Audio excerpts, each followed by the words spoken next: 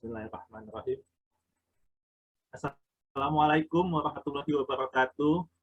Waalaikumsalam. Selamat siang untuk teman-teman semua yang telah hadir di kelas MS Training and Consulting. Sebelumnya perkenalkan diri, saya nama Nawirta Ali dari BPBJ Kabupaten Tulang Bawang. Alhamdulillah di hari yang cerah ini kita jumpa kembali di kegiatan webinar kelas khusus MS Training and Consulting dengan tema pengadaan langsung jasa konstruksi dengan narasumber Bapak Fani Duha. Beliau adalah Kepala Balai Pelaksana Pemilihan Jasa Konstruksi Wilayah Kepulauan Riau, Dirjen Bina Konstruksi. Tengah kita juga sudah hadir juga guru kita, pembimbing kita, dan mentor kita, Suhu Mudi Santosa dan Prof. Muklis. Sebelumnya, izinkan Udo akan membacakan ketentuan dalam kegiatan kita hari ini. Narasumber akan menyampaikan materi kurang lebih 50 menit dan dilanjutkan diskusi serta tanya jawab selama 40 menit. Peserta yang akan mengajukan pertanyaan silakan klik tombol raise hand dan akan diberikan kesempatan bertanya. Peserta mengisi link daftar hadir yang akan dibagikan setelah narasumber menyampaikan materinya. Agar acara kita bermanfaat dan mendapatkan berkah dari Tuhan Yang Maha Esa, langkah baiknya kita awali terlebih dahulu dengan berdoa menurut kepercayaan masing-masing. Berdoa mulai.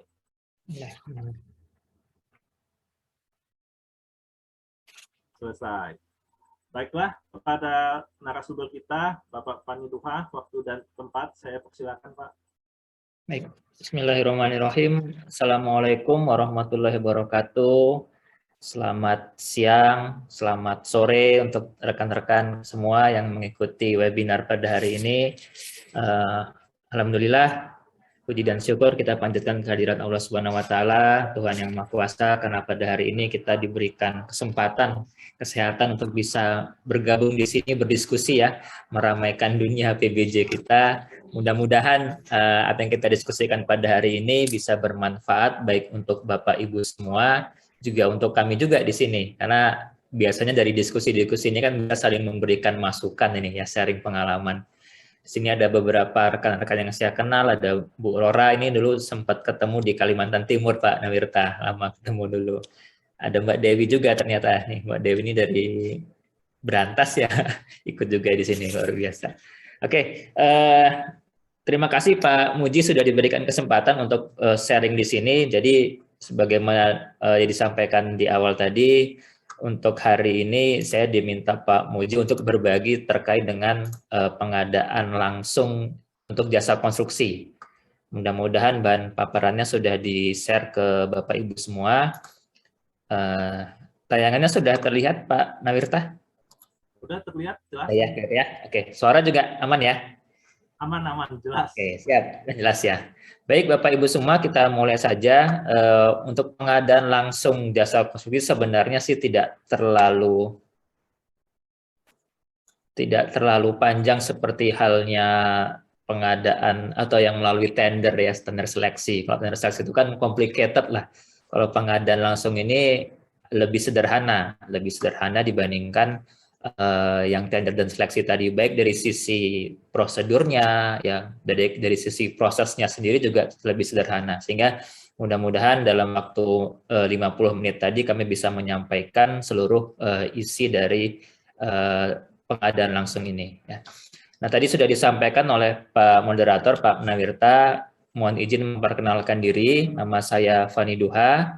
Di sini ada nomor kontak saya, jadi silakan nanti kalau setelah kegiatan ini mungkin ada yang ingin didiskusikan lebih lanjut, kita bisa berdiskusi via WhatsApp di 0813-7619-2983. Kemudian jabatan saya saat ini adalah sebagai Kepala Balai Pemilihan Jasa Konstruksi atau BP2JK untuk wilayah Kepulauan Riau. Ya, ini jadi seperti UPT PBJ lah. Jadi kalau di Kementerian PUPR itu ada UKPBJ-nya itu di Direktorat Pengadaan di pusat, itu hanya satu. Nah, kemudian di masing-masing provinsi itu dibentuk UPT PBJ. Ya, karena di PUPR ini kan ada rata-rata tiap tahun itu ada 5.000 paket secara nasional.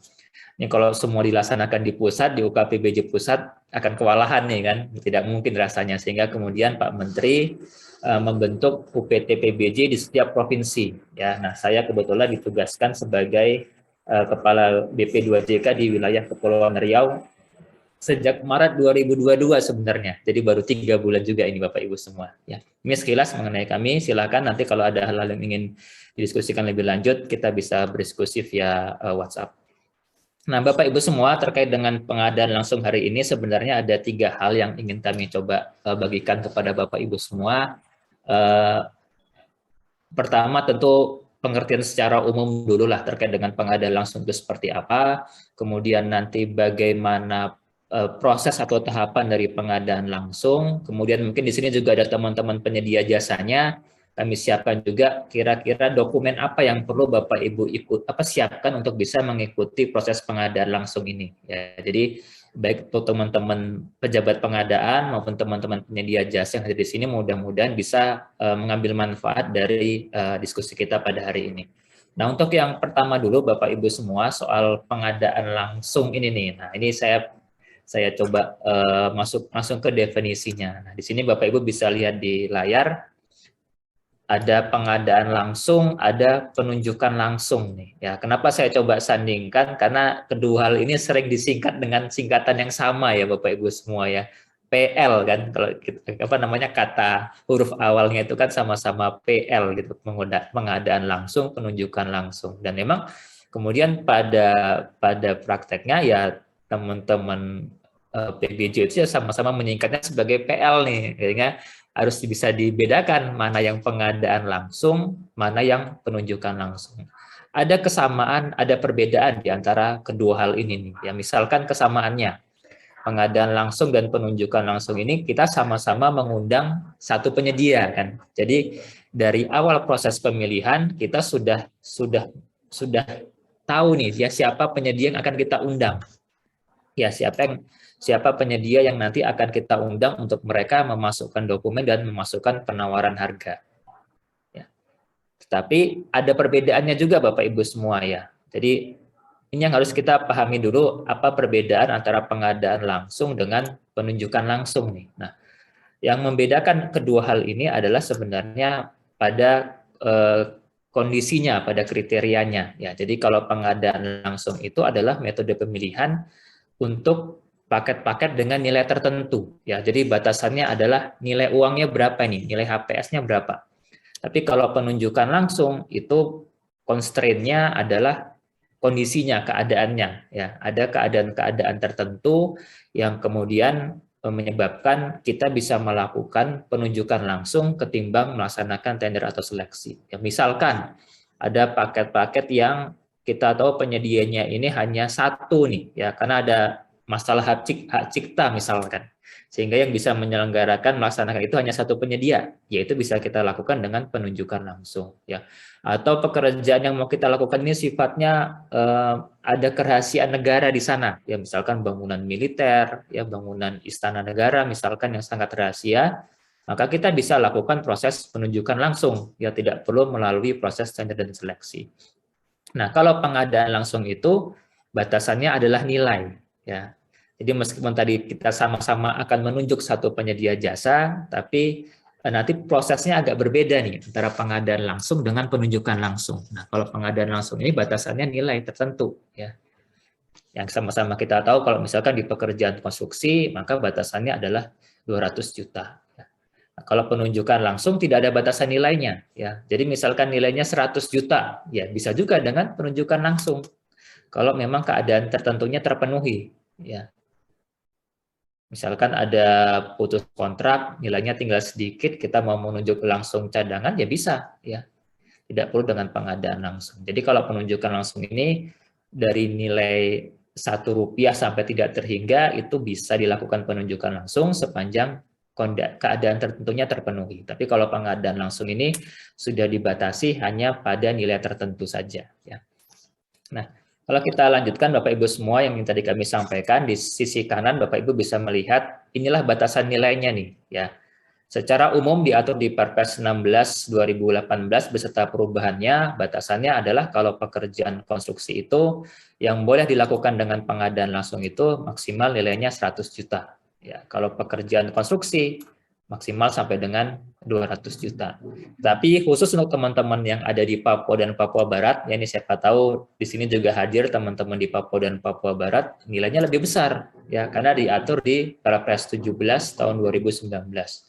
Kalau jasa konsultasi itu sampai dengan 200 juta, pekerjaan konstruksi yang di Papua dan Papua Barat yang nilainya sampai dengan 1 miliar ini bisa dilakukan dengan pengadaan langsung ya. Ya, jadi ini batasannya Bapak Ibu semua ya dari sisi nilainya tadi ya nilai tertentu itu ya kalau konstruksi 200 juta konsultan di bawah 100 juta ya. Misalkan ada paket 150 juta mau ditenderkan ya boleh juga ya kalau memang tidak mau melakukan pengadaan langsung tapi memilih ditenderkan juga boleh saja ya tetapi tentu saja ada konsekuensi misalkan akan lebih lama prosesnya kan. Ya kita tahu tender dan seleksi itu kan rata-rata bisa mencapai waktu 45 hari, 60 hari kalender baru bisa mendapatkan pemenang. Dibandingkan dengan pengadaan langsung mungkin 3 hari sudah bisa dapat nih ya penyediaannya. Prosesnya sudah selesai. Nah, ini dari sisi nilai. Tapi sebenarnya Bapak Ibu semua kalau kita mengacu kepada Undang-Undang Jasa Konstruksi, sebenarnya dia melihatnya bukan hanya dari sisi nilai sebenarnya, ya, tapi melihat juga daripada sisi pekerjaannya, ya, dari sisi teknologinya dan resikonya. Ya, jadi teknologinya sederhana, resiko kecil dan biayanya kecil. Kalau dalam Undang-Undang Jasa Konstruksi seperti itu, 3 hal itu. Nah, kalau di dalam dalam aturan PBJ cukup melihat kepada nilainya saja. Ya, jadi kalau nilainya sudah di bawah ini ya dianggap sudah teknologinya sederhana dan risikonya kecil.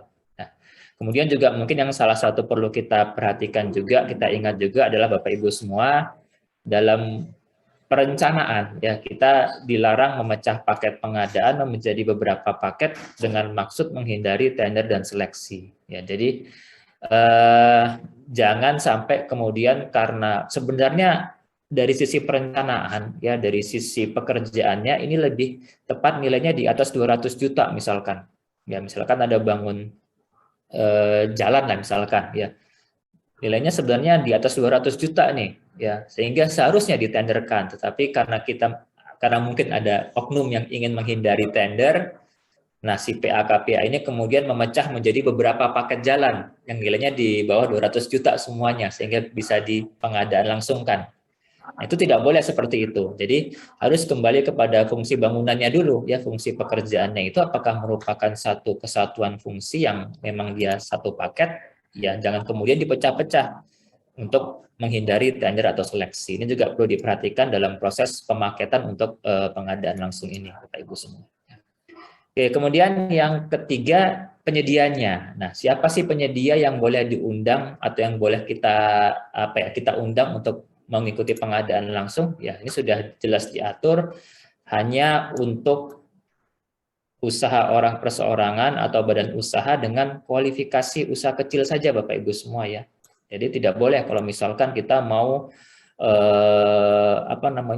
mengundang kualifikasi menengah nih ya nilai paket 150 juta mau mengundang menengah mau mengundang besar untuk dilakukan pengadaan langsung ya tidak bisa ya berarti pekerjaannya dari sisi kompleksitas itu bukan untuk usaha kecil ya makanya tidak bisa dilakukan dengan pengadaan langsung. Nah ingat kembali tadi aturan di Undang-Undang Japon ketika pengadaan langsung ini hanya untuk paket yang teknologinya sederhana kemudian peralatannya juga sederhana, risikonya kecil sehingga bisa dilaksanakan oleh usaha kecil. Nah, ketika kita analisa paket kita ini tidak bisa untuk usaha kecil, ya berarti ini bukan paket yang bisa dilakukan dengan pengadaan langsung. Jadi wajib pada usaha kecil.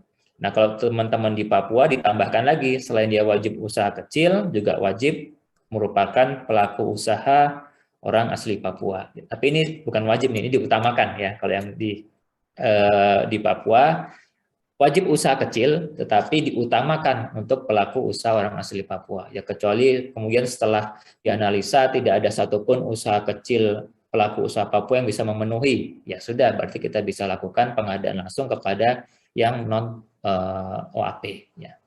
Jadi tapi prinsipnya sama bahwa yang diundang adalah pelaku usaha kecil ya. Oke, kemudian berikutnya. Nah, ini dari sisi persyaratannya tadi kami sampaikan akan lebih sederhana Bapak Ibu semua ya. nilainya juga kecil, kalau kemudian persyaratannya banyak, ribet, malah lama di birokrasi pengadaannya nanti kan, bukan tidak lagi value for money.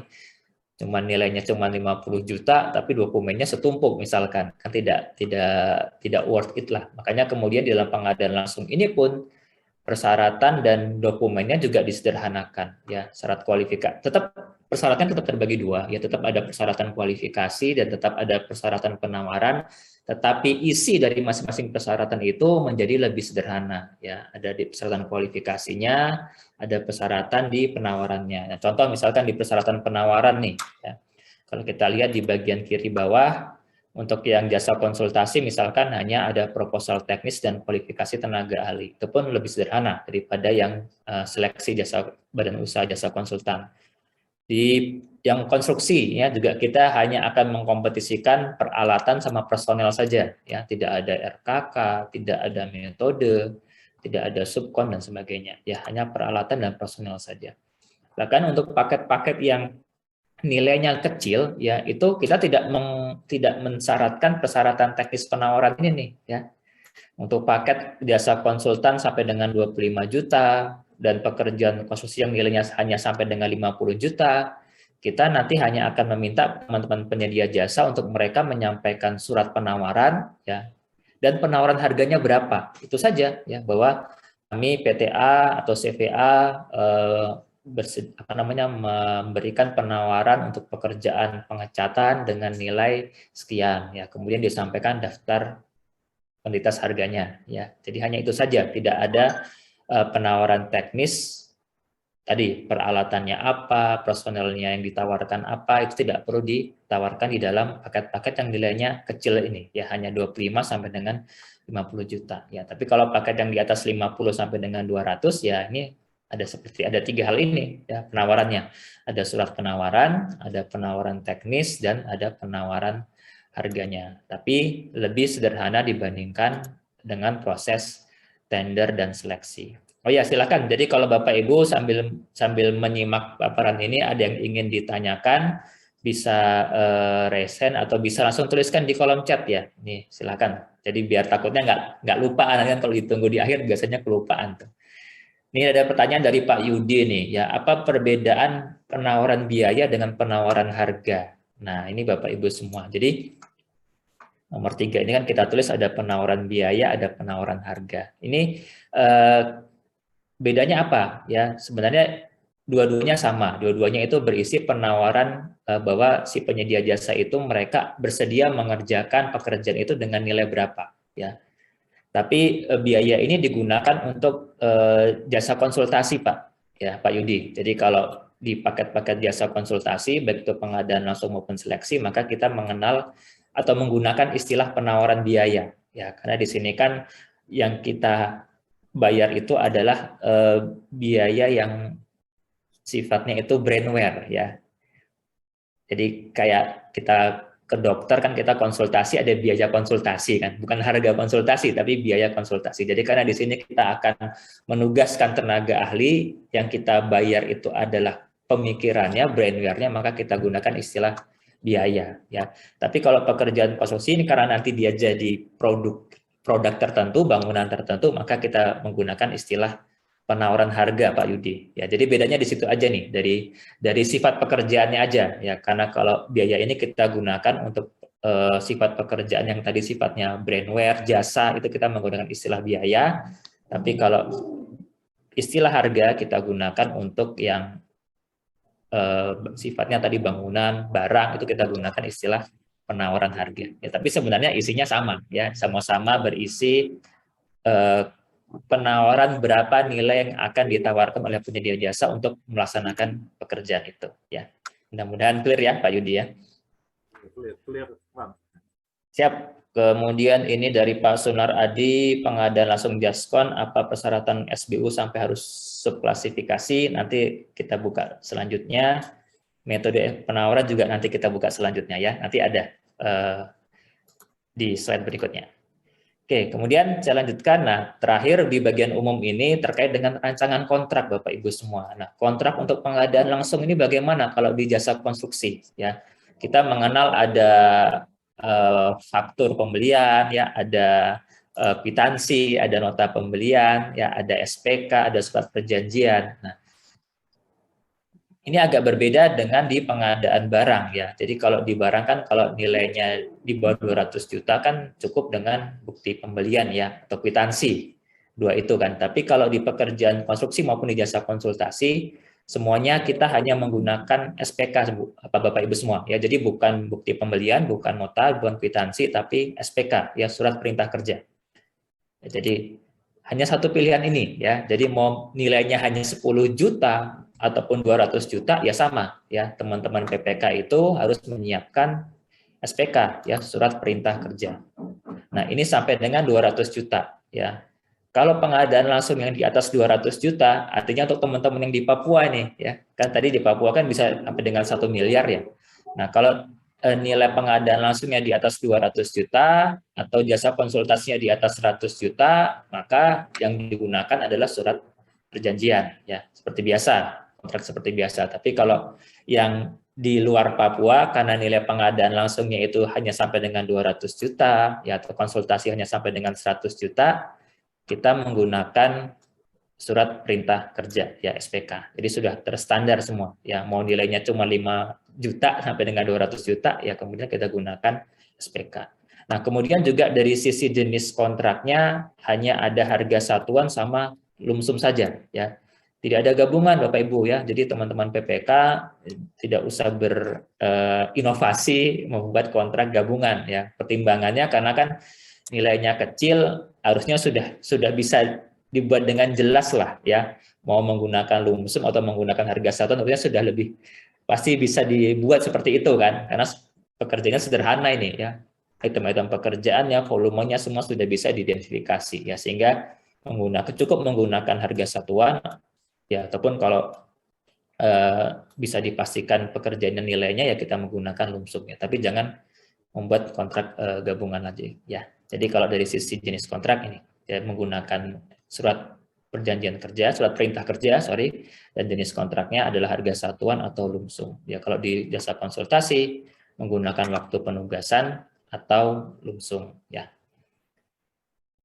Oke, ini Bapak Ibu semua di bagian pertama secara umum mengenai pengadaan langsung, ya, tadi dari sisi definisinya, kemudian kriterianya, ya, bahwa ini sampai dengan 200 juta untuk konstruksi dan 100 juta untuk jasa konsultasi, kemudian dari penyedianya tadi harus usaha kecil dan ini adalah bentuk kontraknya. Jadi mudah-mudahan bisa menggambarkan.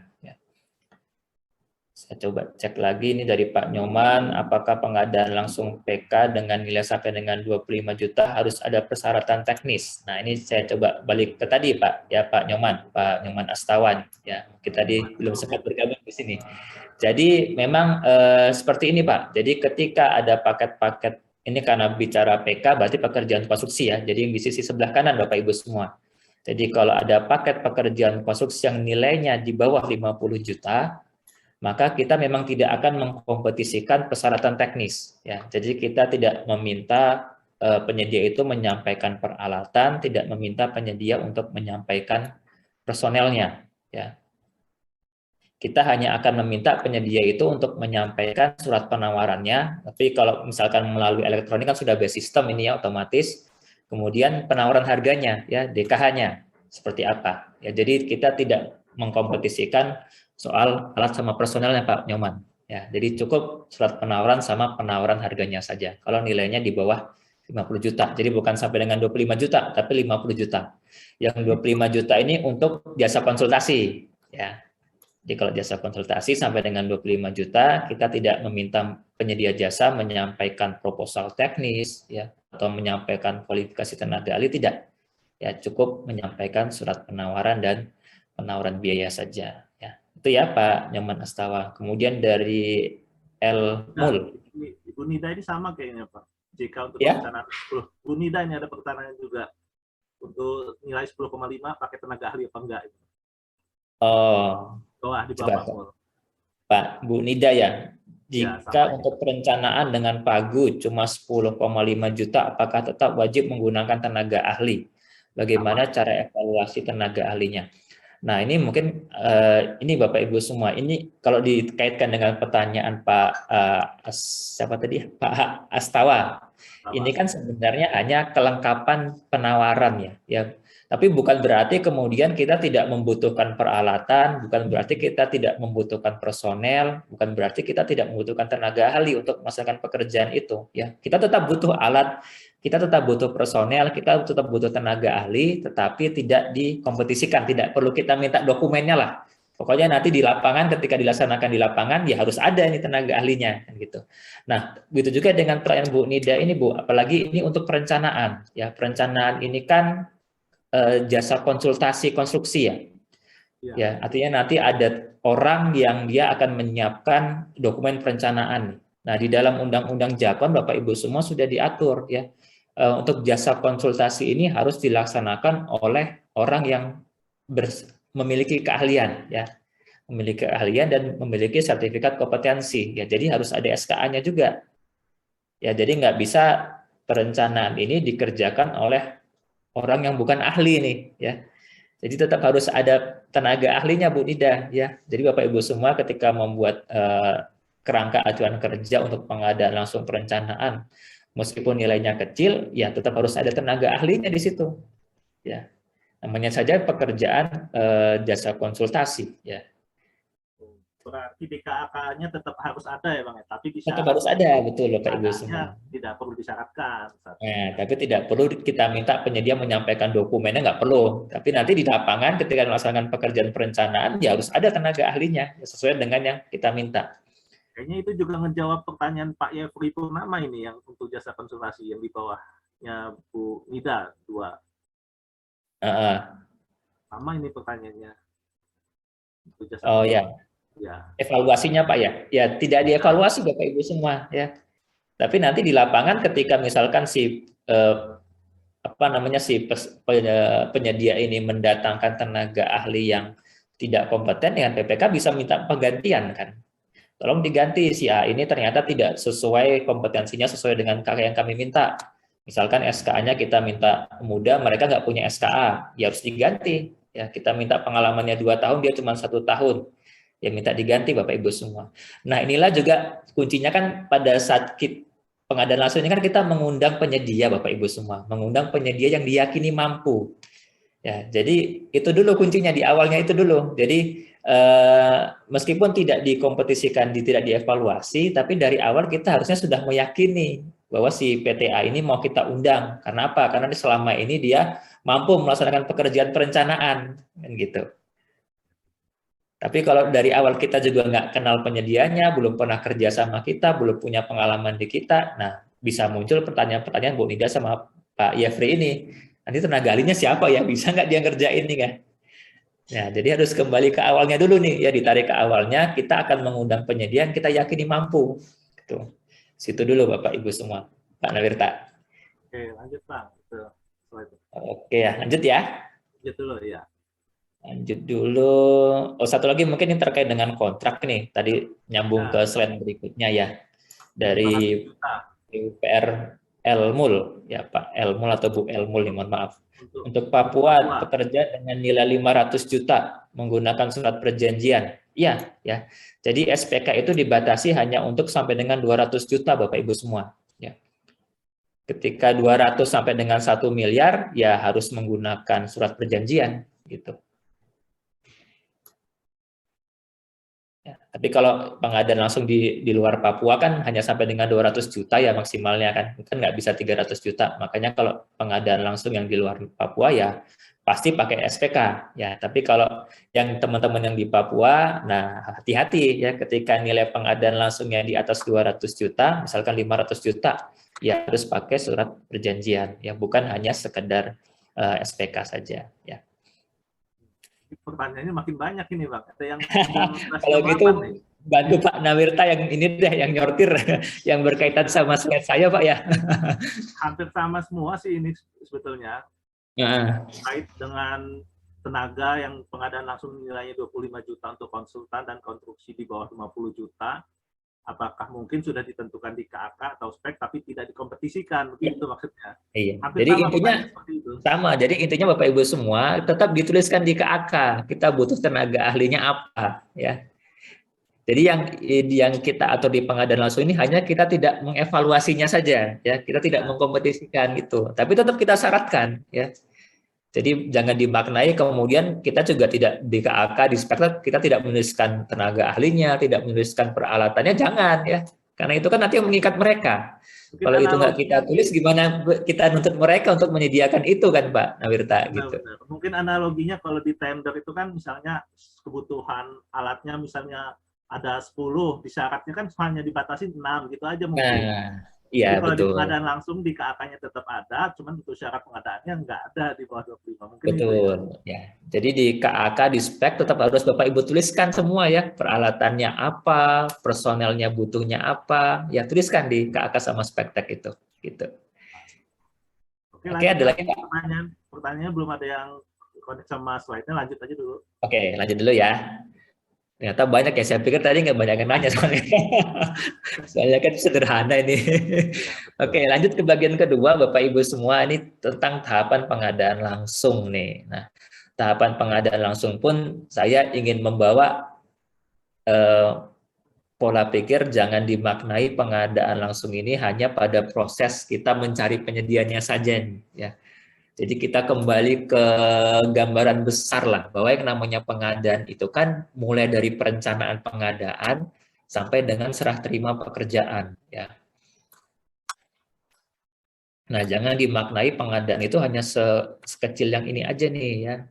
Ini karena nilainya kecil, kemudian perencanaannya nggak ada, ya. Tidak ada persiapan, ya. Ujuk-ujuk besok dari PPK mengusulkan kepada pejabat pengadaan, tolong ini dibuat paket pengadaan langsung untuk pengecatan. Dokumen persiapannya mana Pak? Nggak ada, ya. HPS-nya nggak ada, spekteknya nggak ada, ya.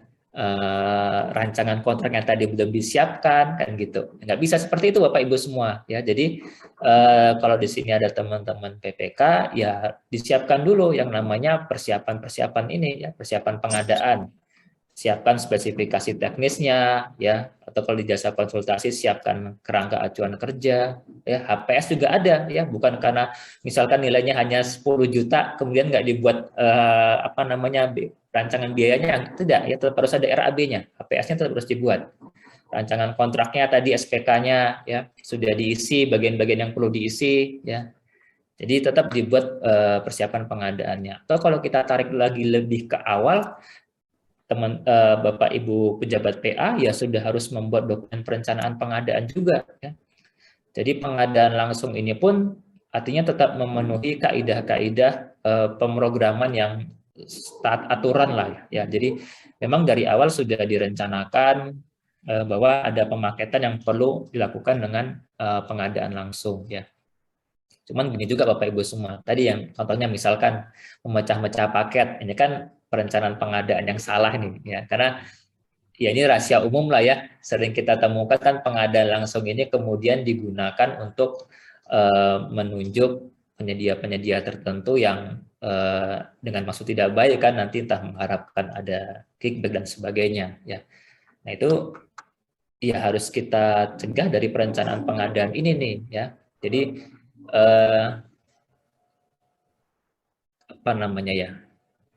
pada saat perencanaan pengadaan ini ya pola pikirnya adalah kita menyiapkan perencanaan untuk suatu bangunan yang tidak melihat kepada metodenya dulu, ya. Jadi jangan di perencanaan pengadaan ini kemudian sudah diarahkan bahwa paket ini harus pengadaan langsung, ya. Sehingga kemudian nilainya dikurang-kurangi menjadi 200 juta. Padahal misalkan sebenarnya kebutuhannya lebih besar daripada itu, ya. Misalkan kebutuhannya adalah 400 juta nih, ya. Tapi karena PA-nya ingin pengadaan langsung, kemudian spesifikasinya dikurangi, ya. Biar pas 200 juta, dipas-pasin 200 juta, ya, atau dipecah menjadi 2 paket misalkan.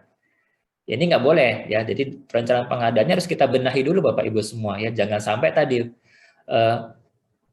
pengadaan langsung ini memang nilainya kecil nih, ya, cuma 200 juta. Tapi kalau diakumulasikan itu nilainya besar tuh, ya. Saya pernah diskusi dengan teman-teman LKPP, rata-rata bisa sampai 24-25 triliun nih paket pengadaan langsung. Ya, ketika yang kecil-kecil dikumpulin itu nilainya besar juga. Nah, bisa dibayangkan kalau kemudian pengadaan langsung ini jadi, ya ini dalam tanda kutip jadi bancaan pejabat, ya berapa besar kebocoran negara di sana kan, ya sehingga harus diperhatikan juga masalah perencanaan pengadaan ini nih, ya. Kemudian persiapan pengadaannya teman-teman PPK tadi ya tetap harus ada spesifikasi teknisnya yang lengkap tadi juga ya, ada personel, kebutuhan personelnya, ada kebutuhan alatnya, ada kebutuhan tenaga ahlinya, ya tuliskan di dalam spesifikasi teknis atau KAK ini. Nah, kalau itu sudah ada, barulah kemudian pejabat pengadaan melaksanakan yang namanya proses pelaksanaan pemilihan. Ya, ini sederhana, kalau prosesnya sih sangat sederhana ya. Justru yang menjadi critical poinnya pengadaan langsung itu di tahapan ini sebenarnya nih ya. Di tahapan perencanaan sama persiapan pengadaan ini ya, bagaimana agar prosesnya itu benar di situ. Oke, kemudian nah ini tahapan pertama ya, masalah persiapan pemilihan nih ya. Jadi saya coba langsung masuk ke persiapan pemilihan. Jadi ketika teman-teman PPK sudah tadi menyiapkan yang namanya spektek, sudah menyiapkan yang namanya KAK, ya sudah menyiapkan rancangan kontrakan, mereka akan menyampaikan ke teman-teman pejabat pengadaan, ya pejabat pengadaan untuk melaksanakan proses pengadaan langsung. Nah, di dalam review ini teman-teman pejabat pengadaan ya jangan langsung mengundang lah, tapi ada tahapan dulu yang harus dilakukan ya. Ada tahapan persiapan pemilihan ini ya. Jadi sama seperti halnya ketika teman-teman Pokja memproses tender dan seleksi, ya tetap ada tahapan review, ya review dokumen persiapan pengadaan, kemudian ada penetapan persyaratannya, tadi misalkan personel yang mau disyaratkan apa, ya alat yang mau disyaratkan apa, kemudian menyusun jadwal, kemudian menyusun penetapan dokumen pemilihannya. Ya ini secara umum seperti ini. Jadi tetap ada tahapan ini, ya jangan kemudian langsung dilompati ini, langsung diumumkan misalkan. Ya. Nah, di review dokumen persiapan pengadaan inilah kira-kira Bapak Ibu semua ya, mulai melihat dari sisi KAK-nya ya. Tadi misalkan dicek, loh kok nggak ada persyaratan tenaga ahlinya nih ya. Misalkan tadi paketnya hanya 15 juta, 10 juta, loh, tapi kok nggak ada tenaga ahlinya. Nah, ingatkan PPK, harusnya ada Pak. Kalau nggak ada nanti gimana Bapak bisa menuntut si penyedia jasa untuk mendatangkan tenaga ahli dengan keahlian tertentu kan? Jadi di KAK-nya dicek ya. Spekteknya juga tadi misalkan nggak ada si peralatannya di situ. Ini memang nggak butuh alat atau gimana Pak PPK, Bu PPK ya, atau kelupaan. Nah, tolong ditambahkan di dalam spesifikasi teknisnya. Kemudian DED. Nah, ini kalau DED sebenarnya sifatnya tidak wajib kalau untuk pengadaan langsung, tapi minimal ada gambar lah ya. Jangan juga kosong, belum jangan ya. Misalkan ada pekerjaan pengecatan, tolong dibuatlah gambar link ininya, dindingnya mau dicat tuh ukurannya berapa kali berapa gitu kan. Jangan sampai nggak ada sama sekali juga ya.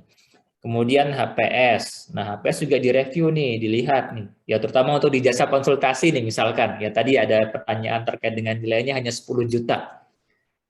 10 juta itu kalau di situ ada tenaga ahli, kemudian ini pekerjaannya 1 bulan, itu pasti nggak mungkin. Ya. Kenapa? Karena remunerasi tenaga ahlinya aja paling kecil, paling rendah itu 18 juta per bulan. Ya. Nah, itu harus dilihat juga Bapak Ibu semua. Jadi ketika ada review HPS ini di jasa konsultasi ya khususnya, dilihat apakah PPK itu sudah menyusun HPS itu dengan menggunakan standar remunerasi minimal ya. Apalagi sekarang sudah ada yang baru ya, menggantikan Kepmen 897. Itu sudah lebih tinggi lagi nilainya, bukan lagi 18 juta yang terendah ya. Jadi meskipun paket perencanaan yang cuma di bawah 100 juta tetap harus memenuhi standar remunerasi minimal ya. Jadi tadi gimana Pak nilainya cuma 10,5 juta, ada pekerjaan perencanaan. Ya berarti mungkin pekerjaannya itu nggak sampai 1 bulan, harusnya sudah selesai itu kan. Mungkin cuma 15 hari udah selesai ya, karena kan maksimal tadi 18 juta tuh ya per bulan. Atau berarti seharusnya pada saat perencanaan penganggaran Bapak Ibu semua ketika menyusun penganggaran ya teman-teman PPK itu saat mengajukan kepada PA ya sudah harus mengusulkan pagu anggaran yang sudah dengan angka remunerasi minimal tadi, ya. Jangan kemudian di penganggaran Bapak Ibu nggak pakai remunerasi minimal, ya pasti akan kebawa terus sampai ke sini nanti, ya. Tadi cuma 10,5 juta itu pasti saya yakin nggak memenuhi remunerasi minimal tuh tadi itu kan, gitu. Ya. Jadi dicek itu, ya. Atau kalau di pekerjaan fisik biaya SMKK, ya. Ada nggak biaya K3 di situ, ya. Minimal buat beli APD-nya lah, ya. Kalau ada tukang cat kan dia akan naik tangga, naik apa namanya bekisting, ya sediakanlah ada biaya untuk beli helmnya atau biaya sepatu bootnya, itu saja sudah cukup memenuhi sebenarnya, ya. Tapi harus ada biaya SMKK itu. Nah, kemudian juga pada saat review ini terkait dengan HPS ini, Bapak Ibu semua, teman-teman pejabat pengadaan itu harus melakukan yang namanya survei, ya, survei harga pembanding, ya. Jadi harus ada juga itu sebaiknya, ya. Jadi misalkan PPK di sini mengajukan pengadaan langsung untuk pekerjaan tadi, misalkan bangun pos satpam lah, nilainya 150 juta. Nah, sebaiknya pejabat pengadaan kemudian juga mencari informasi lain dengan apa namanya dengan pos satpam dengan spesifikasi seperti ini, ukuran seperti ini, biasanya berapa sih ya, ataupun pengalaman berapa sih ya per meternya, sehingga bisa dibandingkan, ya. Jangan sampai kemudian karena kan pengadaan langsung ini kan tidak ada kompetisi ya Bapak Ibu semua, ya. Kalau tender dan seleksi itu kan ada kompetisi, sehingga ketika terjadi kompetisi terjadilah yang namanya persaingan harga, kan. Terbentuklah harga pasar di situ. Tapi karena pengadaan langsung ini tidak ada kompetisi, kita harus hati-hati nih dengan HPS ini nih, ya. Jangan sampai HPS ini kemudian sengaja ya dalam tanda kutip dinaikkan, di markup, ya. Padahal sebenarnya pekerjaannya tidak setinggi itu, ya. Misalkan tadi pekerjaannya misalkan hanya 150 juta, tapi kemudian karena masih ada kesempatan untuk pengadaan langsung sampai dengan 200 juta, dibuat HPS-nya 200 juta ini, kan. Nah, itu kita harus jaga dengan cara melakukan survei dulu, ya. Jadi awal ini kita lakukan survei, kita cari harga pembanding lah, ya. Kita cari harga pembanding, kira-kira bangunan ini, pekerjaan seperti ini itu nilainya berapa sih. Itu yang nanti akan menjadi pegangan kita untuk kita lakukan negosiasi nih, ya, pada penyedia jasa. Jadi misalkan penyedia jasa menawarnya 180 juta, Pak, ini di pekerjaan lain yang sejenis nilainya hanya 160 juta misalkan, ya. Jadi kita nego menjadi 160 juta nih. Ya, jadi ada dasar kita melakukan negosiasi, ya. Kemudian rancangan kontrak tadi SPK sudah benar enggak, ya, atau tadi jangan-jangan belum ada SPK-nya, ya, atau yang di atas 200 juta di Papua pakai SPK, khusus surat perjanjian, ya diperbaiki dulu, ya. Kemudian ada nggak dokumen anggaran belanjanya dan seterusnya, ya. Ini kira-kira tahapan untuk review dokumen persiapan pengadaannya nih, ya.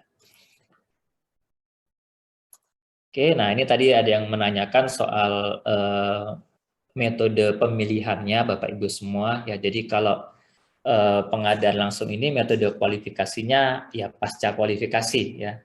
Nggak mungkin dengan prakualifikasi, yang sederhana pakai prakualifikasi, buat apa, kan. Kemudian metode evaluasi kualifikasinya juga hanya satu, ya, sistem gugur. Evaluasi penawarannya juga sistem gugur, artinya kalau misalkan kita minta alatnya ada 2, dia hanya menyampaikan buktinya cuma 1, ya gugur di situ. Kemudian metode penyampaian dokumen penawarannya adalah 1 file, ya. Ini sederhananya seperti ini. Oke, kemudian nah ini tahapan pelaksanaannya, ya. Jadi juga kalau kita lihat, ya, mirip dengan tahapan seleksi atau tender, ya, tapi waktunya akan lebih sederhana, lebih singkat, ya. Jadi di bagian pertama di sini ada undangan, ya. Nah, ini juga teman-teman Bapak Ibu semua, ya, kalau pengadaan langsung, penunjukan langsung itu kita mengundang, ya. Kita bukan mengumumkan, ya. Kalau tender dan seleksi itu kan kita pengumuman, ya. Mengumumkan kepada penyedia jasa untuk mereka bisa membaca, kemudian mendaftar, menyampaikan dokumen. Tapi kalau pengadaan langsung ini kita sifatnya undangan, ya kita mengundang satu penyedia yang diyakini mampu, ya. Jadi kalau yang diundang 2, 3 itu sudah bukan mengundang lagi sebenarnya itu, ya. Itu udah pengadaan terbatas itu tuh, ya. Beda dengan pengadaan langsung. Kalau namanya pengadaan langsung, artinya kita langsung mengundang satu penyedia. Jadi kalau yang kita undang lebih dari 1, 2, atau 3 sebenarnya secara filosofi ya bukan pengadaan langsung lagi nih, tapi sudah pengadaan terbatas lah. Kalau di Perpres 54 kita mengenal ada lelang terbatas, tuh kan kita mengundang beberapa penyedia untuk mereka memasukkan penawaran. Ya, jadi kita cukup hanya mengundang satu penyedia saja, tapi penyedia yang diyakini mampu. Nah, inilah kuncinya Bapak Ibu semua, ya. Jadi teman-teman pejabat pengadaan pun ya harus bisa meyakini itu, ya. Ketika misalkan PPK sudah menyodorkan nama CVA ini untuk diundang pengadaan langsung, ya tolong dilihat dasarnya apa ini, ya. Karena kan harus diyakini mampu tadi, ya, dalam apa kata kuncinya. Jadi ketika nanti Bapak Ibu mungkin ada yang menanyakan dari APIP-nya atau siapa menanyakan kenapa sih mengundang si A bukan si B, ya harus punya dokumen pendukungnya tadi, ya. Kenapa mengundang si CVA, ya bahwa karena dia sebelumnya pernah berkontrak ke kami Pak, ya pekerjaannya bagus misalkan, ya. Jadi ada track record-nya dia lah. Jadi kita sudah punya sudah kenal dia, sudah kenal, arti kita sudah tahu ya track record-nya dia lah, seperti itu, ya sudah ada. Atau kita tidak kenal tapi di dalam kita sudah punya data kinerjanya si dia, yang misalkan kita lihat di sikap, oh ini si PTA ini kinerjanya bagus nih ternyata, ya bisa juga, ya gitu. Jadi yang penting adalah diyakini mampu itu, ya. Jadi bukan sembarang penyedia juga kita undang, bukan, ya. Kalau perusahaan baru boleh nggak Pak? Ya sebenarnya pengadaan langsung ini boleh-boleh saja untuk perusahaan baru, ya. Mau perusahaan lama, perusahaan yang baru berdiri pun boleh, ya. Cuman tadi ketika Bapak Ibu akan mengundang perusahaan yang baru, pertanyaannya adalah bagaimana Bapak Ibu meyakini perusahaan baru ini mampu, ya, untuk melaksanakan pekerjaan. Belum punya pengalaman, ya, belum punya pekerjaan di tempat lain, benar-benar baru, kemudian diberikan paket pengadaan langsung, ya pasti akan menjadi pertanyaan, ya, bagaimana kemudian meyakini si penyedia ini mampu, ya. Nah, kita kan bisa meyakini seseorang atau badan usaha itu mampu kan ya karena dia sudah punya pengalaman, dia sudah punya kinerja sebelumnya kan. Sehingga kalau perusahaan baru tanpa pengalaman sama sekali, ya sulit kita menjawab pertanyaan tadi, ya ketika ada yang menanyakan kenapa mengundang si A si B, ya. Itu ya. Jadi di sini kita mengundang bukan kita mengumumkan, ya. Kemudian tahapan selanjutnya di sini sebenarnya boleh ada pemberian penjelasan, ya. Jadi kalau penyedia merasa memerlukan atau Pokja perlu menjelaskan lebih lanjut, ya monggo, mau ditambahkan tahapan pemberian penjelasan silakan, ya. Kalau tidak diperlukan bisa kemudian langsung masuk ke dalam tahapan penyampaian dokumen penawaran, ya. Sudah itu kemudian bisa langsung dibuka, langsung dievaluasi, ya, evaluasi dokumen penawaran sama data kualifikasi. Nah, ini kemudian ada verifikasi sebenarnya, ya, bukan pembuktian tapi verifikasi kualifikasi. Jadi untuk memastikan sekali lagi dicek kebenaran dokumen dari isian kualifikasinya, ya SBU-nya, ya perizinan berusahanya, ya, dicek, ya. Kemudian, nah ini tadi ada tahapan klarifikasi negosiasi biaya dan harga, ya. Ini jangan dilupakan di pengadaan langsung, sama seperti penunjukan langsung, ya.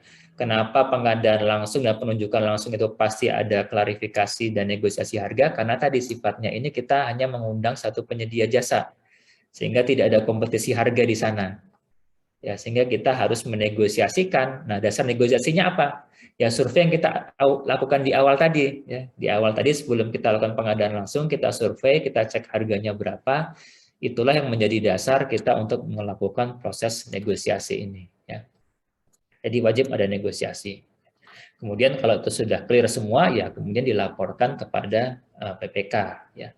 Nah, waktu pelaksanaan setiap tahapan disesuaikan dengan kebutuhan, ya. Jadi tidak ada ketentuan minimal kecuali untuk ya yang malah ada, sehingga saya tidak diatur waktu minimal dari masing-masing setiap tahapan ini. Pokoknya semuanya sesuai kebutuhan, ya. Jadi tapi yang logis juga lah. Jadi misalkan jangan sampai undangan hari ini jam 8 pagi, kemudian diminta penyedia menyampaikan dokumen di jam 9 misalkan, atau di jam 12 hari itu juga, ya sulit ya memenuhi dokumennya kan.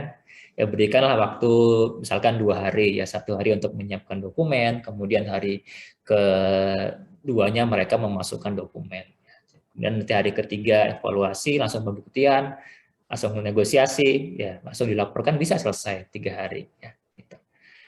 Oke, ini Bapak Ibu semua, kira-kira ini contoh saja nih, ada contoh jadwal, misalkan ada undangan di tanggal 15, ya kemudian diberikan waktu 2 hari untuk mereka menyiapkan dokumen, sini disampaikan, ya langsung dibuka dokumennya, langsung dievaluasi, ya. Nanti diberikan 1 hari untuk verifikasi, atau mau langsung pembuktian kita minta di waktu ini juga bisa, ya. Kemudian klarifikasi sekalian di waktu yang bersamaan dengan verifikasi ini sudah bisa laporannya. Jadi 1, 2, 3, 4, 5, 6, 7 ya 7 hari kerja bisa selesai. Jadi itu kira-kira penyederhanaan dari jadwal pengadaan langsung ini. Kemudian kalau prosesnya ya secara elektronik, teman bisa transaksional yang di atas ini, artinya seluruh proses dari awal tadi saat dari mengundang ya sampai dengan selesai itu dilakukan secara sistem, melalui sistem, atau yang kedua melalui pencatatan ya. Jadi prosesnya manual tapi nanti kontraknya dicatatkan di dalam SPSE ya.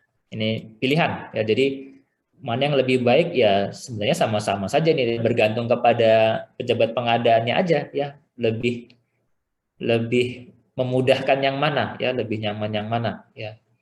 Mungkin ada yang pengennya secara manual ya, biar langsung ketemu penyedianya dari awal, bisa diskusi langsung ya, bisa evaluasi lebih cepat kan gitu misalkan ya. Atau melalui sistem karena pejabat pengadaannya ini misalkan mobilitasnya tinggi nih ya, hari ini di Tulang Bawang, besok di Palembang kan. Kalau manual kan nggak bisa kan, nggak bisa kemana-mana kan. Tapi kalau pakai sistem kan mau di mana aja bisa buka sepanjang ada internet ya. Jadi ini silahkan digunakan. Cuman memang juga ya kalau dari sisi apa namanya, kalau misalkan awalnya sudah dengan elektronik ya, kemudian tiba-tiba kok ganti manual ya bisa jadi pertanyaan juga nih kan. Kenapa tiba-tiba kok diubah jadi manual? Selama ini pakai sistem kok dari awal sampai akhirnya kan. Ya ini bisa, tapi ya kemudian perlu dijawab pertanyaan tadi kan, alasan tadi kenapa kemudian diubah. Karena ya tadi kembali kepada ada kepentingan-kepentingan tadi kan. Ada yang kemudian dilakukan secara manual karena apa? Karena dokumennya backdate misalkan kan. Jadi sebenarnya sudah selesai pekerjaannya tapi prosesnya belum dilakukan nih ya, sehingga kemudian dilakukan administrasi secara backdate. Itu kan harusnya nggak boleh tuh. Nah, kalau di sistem kan nggak bisa seperti itu, kalau di sistem kan ya begitu diproses ya tanggal proses itulah yang tercatat dalam dokumen kan. Tapi kalau yang manual ini masih bisa seperti itu, tapi ya mohon jangan dilakukan ya, karena itu berarti kan tidak sesuai dengan prinsip governance di situ ya. Oke, saya rasa itu bagian kedua ini Bapak Ibu semua. Nah, terakhir udah lama juga ya. Dan lebih juga Pak Nawirta. Ini terakhir. Ini ringkas saja lah ya. Dokumen pesertanya. Ini dokumen pesertanya. Tadi intinya sih ya 2 ini nih ya. Ada data kualifikasi, ada dokumen penawaran. Ya, jadi teman-teman penyedia jasa tetap harus menyiapkan yang namanya formulir isian kualifikasi ya. Mau di sistem ataupun mau secara manual ya harus ada nih ya. Perizinan berusaha, SBU, kemudian perpajakan ya, NPWP atau KSWP, kemudian pengalaman ya harus ada. Kecuali yang baru berdiri kurang dari 3 tahun itu nggak perlu syarat pengalaman ya. Kemudian dokumen penawaran ya, kalau surat penawaran ini kalau sudah prosesnya melalui elektronik ya nanti by system sudah ada ya, tapi kalau manual jangan lupa disiapkan surat penawarannya ya, karena ini kan nanti yang menjadi dasar bahwa penyedia jasa itu menawar ya, sehingga bisa dibuat surat perintah kerjanya ya. Kemudian ada penawaran teknisnya tadi masalah alat, personel, kemudian ada penawaran harganya atau biayanya ya, daftar kuantitas harganya. Nah, ini tadi dikecualikan, yang ini dikecualikan kalau paketnya sampai dengan 25 juta di konsultan atau di konstruksi sampai dengan 50 juta, ini tidak perlu disampaikan. Hanya isian kualifikasi, surat penawaran, sama DKH-nya aja. Ya, cukup itu saja Bapak Ibu penyedia jasa. Oke, kemudian surat penawaran. Nah, kalau masih manual, tolong diperhatikan surat penawaran ada tanggalnya, ada masa berlaku penawarannya, ya sampai dengan yang tercantum dalam LDP. Ya, jadi jangan kurang dari itu ya, nanti repot nih ya, Pokja pejabat pengadaan mau menggugurkan tapi kok ini sudah diproses, kan repot nanti. Jadi tolong dipastikan masa berlakunya itu sesuai dengan di dalam LDP. Kemudian jangka waktunya ya, misalkan jangka waktunya di dalam LDP adalah 30 hari. Ya tolong dituliskan 30 hari ya. Jangan melebihi itu. Ya kalau melebihi itu berarti Bapak Ibu akan dinilai tidak kompeten untuk bisa menyiapkan pekerjaan sesuai dengan kebutuhan ya. Mintanya 30 hari selesai, baru selesai 35 hari, misalkan ditawarkan 35 hari, ya nggak bisa ya. Kemudian ada harga penawaran, kemudian bertanda tangan ya. Kalau manual ya, kalau manual harus ada tanda tangannya. Ya kalau kita mengundang yang perorangan ya ditandatangani oleh si orang itu ya. Tapi kalau oleh badan usaha ya oleh direktur utamanya atau penerima kuasa sepanjang ada surat kuasanya ya. Kemudian kalau isi dokumen penawaran teknis, nah ini kalau jasa konsultasi tadi, proposal teknis, kualifikasi tenaga ahli, kalau yang fisik, peralatan sama personel aja. Ya. Tuh. Kemudian, nah ini isi lebih jelasnya, kalau proposal teknis itu ada uraian metodologi program kerja, ada jadwal waktu, ada jadwal penugasan tenaga ahli, ini untuk yang badan usaha, tapi kalau perorangan nggak perlu, ya cukup jangka waktu di dalam surat penawaran saja. Ya. Kemudian ada kualifikasi tenaga ahli, ini ada DRH-nya dan ada referensinya. Ya, kalau di jasa konsultasi kita samakan dengan seleksi, harus ada referensi. Ya, tidak cukup hanya dengan daftar riwayat hidup saja. Ya, ini untuk konsultan. Kemudian ada surat pernyataan kesediaan untuk ditugaskan. Ya, dan ini ditegaskan sekali lagi, kalau di bawah 25 juta ini tidak perlu. Ya. Oke, kalau yang di fisik bagaimana? Kalau yang di fisik ya cukup ini daftar isian peralatan dan daftar isian personel sama referensi kerja atau daftar pengalaman kerja saja ya. Dua ini. Oke, kemudian untuk harga ini ada daftar keluaran harga atau daftar kuantitas dan harganya ya. Kalau yang jasa konsultasi jangan lupa. Nah, jadi kan kelihatan nih kan nanti penawarannya itu sudah sesuai remunerasi minimal atau enggak nih ya. Jadi tetap harus disampaikan, jadi tetap wajib dipastikan mulai dari penyusunan anggaran itu sudah sesuai dengan standar remunerasi minimal. Ya. Oke, ini harga untuk fisik, ada penawaran harga atau DKH. Ya. Kemudian setelah itu jadi ya pejabat pengadaan, ya seperti halnya Pokja membuat berita acara hasil pengadaan langsung. Ya. Ini isinya ada tanggalnya, kemudian nama dan alamat penyedianya, kemudian harga penawaran plus harga negosiasinya berapa, ya, kemudian unsur yang dievaluasi apa. Ya. Ini yang kemudian disampaikan kepada teman-teman PPK. Ya. Nah, ini mungkin bagian terakhir pengadaan langsung gagal. Nah, jadi Bapak Ibu semua, ya pengadaan langsung ini pun meskipun sederhana, tetap bisa terjadi pengadaan langsung gagal. Ya. Misalkan ada kesalahan dalam proses pengadaan langsung. Misalkan tadi tidak dilakukan negosiasi harga. Wah, salah prosesnya, berarti nggak lengkap prosesnya. Ya harus diperbaiki ya dengan melakukan proses kembali ya. Proses PL lagi ya, proses pengadaan langsung lagi yang sudah kemudian ditambahkan tahapan negosiasi ya. Nah, proses ulangnya ini kita bisa mengundang calon penyedia yang kita undang sebelumnya itu yang gagal tadi ya, misalkan yang gagal ini adalah si CVA ini karena prosesnya tidak benar diketahui sama misalkan pemeriksa ya harus diulang dulu ya, kita undang lagi CVA tapi dengan prosedur yang sudah sesuai sekarang ya, sudah kita tambahkan negosiasi ya. Tuh. Kemudian kegagalan kedua bisa juga disebabkan karena dokumen pemilihannya salah ya, dokumen pengadaan langsungnya tidak lengkap atau tidak sesuai dengan persyaratan, tidak sesuai dengan peraturan perundangan lah ya. Misalkan ditambahkan ada syarat-syarat yang lebih yang tidak perlu ya, atau mungkin malah tidak mensyaratkan SBU misalkan, padahal harusnya ada syarat SBU di situ tapi nggak ada, itu harus diperbaiki dulu dokumennya Jadi teman-teman pejabat pengadaan memperbaiki dokumen, kemudian mengundang lagi si calon penyedia tadi, ya. Yang sebelumnya tadi diundang lagi untuk mereka kembali memasukkan dokumen. Ya. Nah, yang ketiga bisa juga ya karena KKN nih, ya ada KKN antara pejabat pengadaan sama calon penyedianya. Nah, kalau ketahuan terjadi KKN ini, maka pengadaan langsung itu ya kalau KKN-nya oleh si pejabat pengadaan ya harus diganti pejabat pengadaannya, ya. Atau karena ini apa namanya KKN-nya pasti antara pejabat pengadaan dengan si calon penyedia, ya dua-duanya harus diganti, ya. Apa namanya pejabat pengadaannya oleh orang lain dan calon penyedianya pun ya jangan yang kemarin, ya harus diganti dengan calon penyedia baru, ya.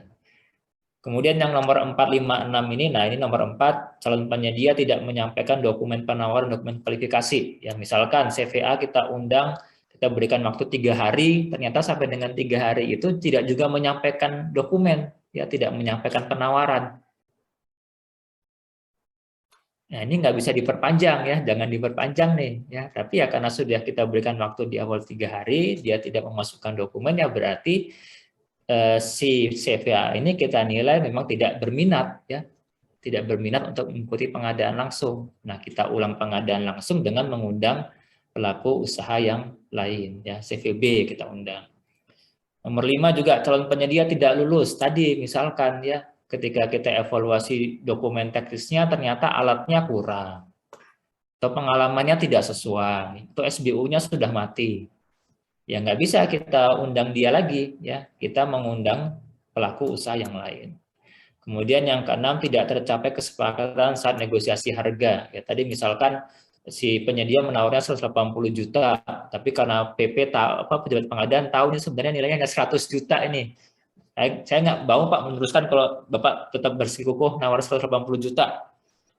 Ya bisa saja, ya berarti kan tidak tercapai kesepakatan nih. Ya akhirnya kemudian pengadaan langsungnya digagalkan, ya karena kalau diteruskan resiko ke PP nih, ya meluluskan penawaran yang dia tahu nilainya itu sangat di atas harga wajar saat itu, ya ini nah itu bisa diulang dengan mengundang pelaku usaha yang lain. Ini kayaknya sudah saya banyak rasa itu Pak Nyawir, Pak. Banyak sudah yang raise hand ini. Nah, makanya saya coba bercepat di paparan ini, kami kembalikan ke Pak Nawirta, Pak. Iya, di kolom chat juga sudah banyak pertanyaan. Kita lanjut ke yang raise hand aja dulu ya, Bang ya. Boleh Pak. Dari tadi bidang SDA DPUPR nih, silakan di-unmute sama videonya. Atau Pak Beni? Pada bisa unmute sendiri nggak? Kadang-kadang kan di lock gitu. Pak Beni silakan Pak Beni. Baik, Assalamualaikum warahmatullahi wabarakatuh. Waalaikumsalam warahmatullahi wabarakatuh, Pak Beni. Salam kenal nih Pak Pani, salam sehat selalu. Ya, perkenalkan saya Beni Iksan nih dari Kabupaten Sumbawa ini Pak. Ini menarik sekali nih materi kita hari ini terkait dengan pengadaan langsung ya, jasa konsultansi dan konstruksi. Cuman saya belum ada pengalaman walaupun sempat jadi PPK juga nih Pak. Jadi ingin saya minta advice lah ini atau pencerahan sedikit nih. Jadi begini Pak, mungkin langsung saja. Jadi kebetulan di Dinas Pertanian nih Pak. Jadi ada satu kegiatan. Jadi kegiatan itu bangunan Pak, bangunan di dalam DPA-nya ini tertera ada bangunan dryer istilahnya nih, 2 unit Pak. Nah, terus di situ nilainya satu unitnya tuh 225 juta. Kalau di total menjadi 450 juta. Yang di sini saya masih bingung dan mungkin saya bisa diberikan ya petunjuk atau usul saran dan pencerahan sedikit terkait hal ini. Apakah bisa saya pecah Pak paket ini Pak kaitan dengan pemaketan sehingga kita bisa lakukan dengan metode pengadaan langsung Pak. Karena begini Pak, justifikasi awalnya ini adalah sumber dananya DAK Pak. Dan sudah pertengahan tahun ini kita belum ada realisasi, kami khawatir Pak, kami kena sanksi itu. Kira-kira bagaimana ini Pak Pani? Saya mohon pencerahannya. Ya, terima kasih Pak. Ya. Sebentar Pak Beni, nanya dulu. Tadi nilainya 225 juta per unit. Ya Pak, 225. Tapi rencananya kami ingin kita buat HPS-nya itu sampai 200 juta maksud saya. Bisa nggak Pak? Itu lokasinya. Lokasinya dalam satu kecamatan tetapi berbeda desa Pak. Jadi alat apa istilahnya bangunan untuk apa UV itu untuk pengering gitu Pak, pengering benih gitu. Oke, silakan. Bagaimana kira-kira Pak? Oke, Untuk siap. Terima percepatan, kasih ya. Pak Beni. Ya. Ini apa namanya? Ya, pertama dari sisi bangunan tadi, Pak. Ini kan ternyata memang bangunannya 2 unit di lokasi yang terpisah, Pak ya. Ya, Artinya betul. bukan satu kesatuan konstruksi manfaat nih. Ya, jadi memang Ya. kalaupun dilaksanakan secara terpisah ya memang harus terpisah karena memang bangunannya beda ini kan. Betul. Satu di desa A, satu di desa B.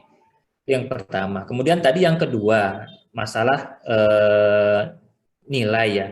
Tadi kan batasannya untuk pengadaan langsung ini kan 200 juta ya. 200 juta, betul Pak. Nah, ini tadi kita kan ada salah satu apa namanya prinsip PBJ ya, bahwa kita tidak boleh memecah paket untuk menghindari tender atau seleksi nih.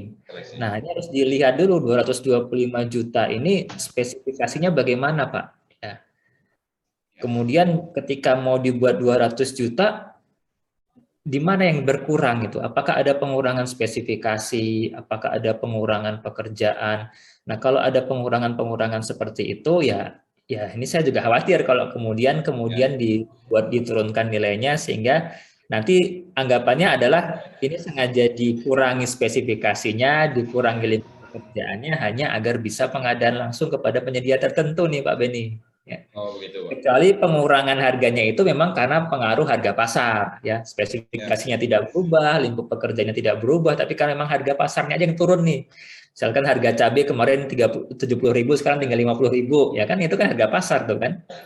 Kalau penyebab turunnya harga itu menjadi 200 juta itu adalah karena harga pasar, kalau menurut saya tidak salah, ya tidak salah, tidak masalah. Tapi kalau kemudian tadi karena kita ingin mengejar pengadaan langsung sehingga mengurangi spektek, mengurangi kualitas material, kualitas pekerjaan, ini yang sebaiknya dihindari Pak Beni gitu. Tanggung juga Pak 25 juta. Ya, jadi begini Pak.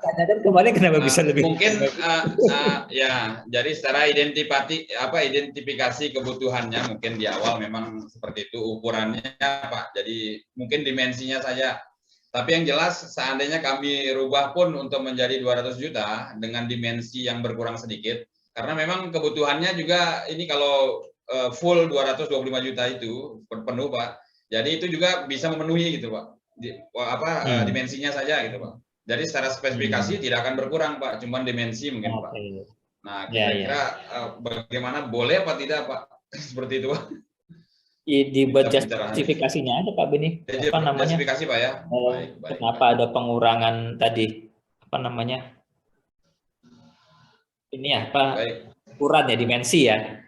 Nah, dasarnya apa itu pengurangan dimensinya itu gitu. Baik. Oke Pak Beni, udah jelas Pak Beni? Baik, jelas Pak Nawirta. Terima kasih banyak atas pencerahannya. Ya. Yo, assalamualaikum warahmatullahi wabarakatuh. Waalaikumsalam warahmatullahi wabarakatuh. Pak bidang SDA ini udah masih atau Pak Yefri Purnama dari Kutai. Baik, assalamualaikum Pak Pani. Waalaikumsalam warahmatullahi wabarakatuh. Izin Pak, saya Yefri dari Kutai Kartanegara. Sebelumnya izin juga buat Pak Muji. Selamat sore Pak. Pak, sini saya mau tertanya terkait manajemen keselamatan konstruksi Pak untuk pengadaan langsung. Nah, di pasal 12 Permen PU 10 itu kan dinyatakan bahwa untuk jasa pengawasan pekerjaan jasa konsultan konstruksi, tenaga ahli yang dilibatkan itu merangkap sebagai ahli keselamatan dan ahli kesehatan kerja gitu ya. Nah, yang menjadi pertanyaan saya, kalau nilai jasa konsultasinya di atas 25 juta, apakah harus mempersyaratkan 2 SBU sertifikat atau seperti apa Pak?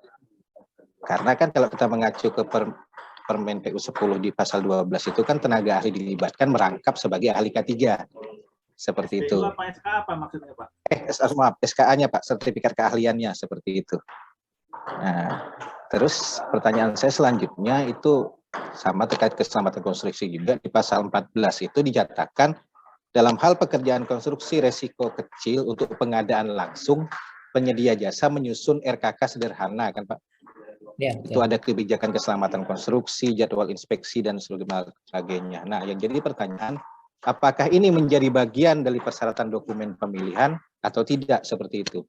Karena yang ada sekarang ini kan di spesifikasi teknisnya PPK itu jarang sekali Pak. bahwa penyedia jasa untuk pengadaan langsung itu wajib menyampaikan RKK sederhana. Sementara kalau kita mengacu ke Permen PU 10 itu sudah ada penjelasannya seperti itu. Apakah boleh kalau misalnya pekerjaan konstruksi di atas 50 juta, kita persyaratkan di dokumen pemilihan bahwa penyedia jasa ini wajib menyampaikan RKK sederhana seperti itu. Karena memang ada regulasi aturannya. Kan seperti itu, Pak. Nah, yang terakhir ini case saja, Pak. Misalnya ada jasa konsultan. Di pagu anggarannya sudah tercantum 7 juta, Pak. Nah, ini kan kalau dari sisi remunerasi minimalnya saja sudah tidak terpenuhi, Pak. Bagaimana cara kita menyikapinya sementara pekerjaan ini pun harus dijalankan. Misalnya konsultan pengawas seperti itu. Saya rasa seperti itu aja sih, Pak, pertanyaannya. Terima kasih banyak, Pak. Assalamualaikum. Siap, terima kasih Pak Yefri. Ya, siap Pak Nawirta. Yang pertama tadi soal merangkap ya, tenaga ahli yang merangkap. Jadi memang kalau di dalam Permen 10 Pak memang sudah diatur Bapak Ibu semua ya, karena memang kan pengadaan langsung ini kan nilainya kita tahu kecil kan. Sementara kalau tenaga ahli ini kan tadi ada remunerasi yang harus kita bayarkan yang cukup besar nih. Makanya kemudian di dalam Permen 10 itu diatur Bapak Ibu semua untuk pekerjaan-pekerjaan yang dilakukan dengan pengadaan langsung itu tenaga ahli itu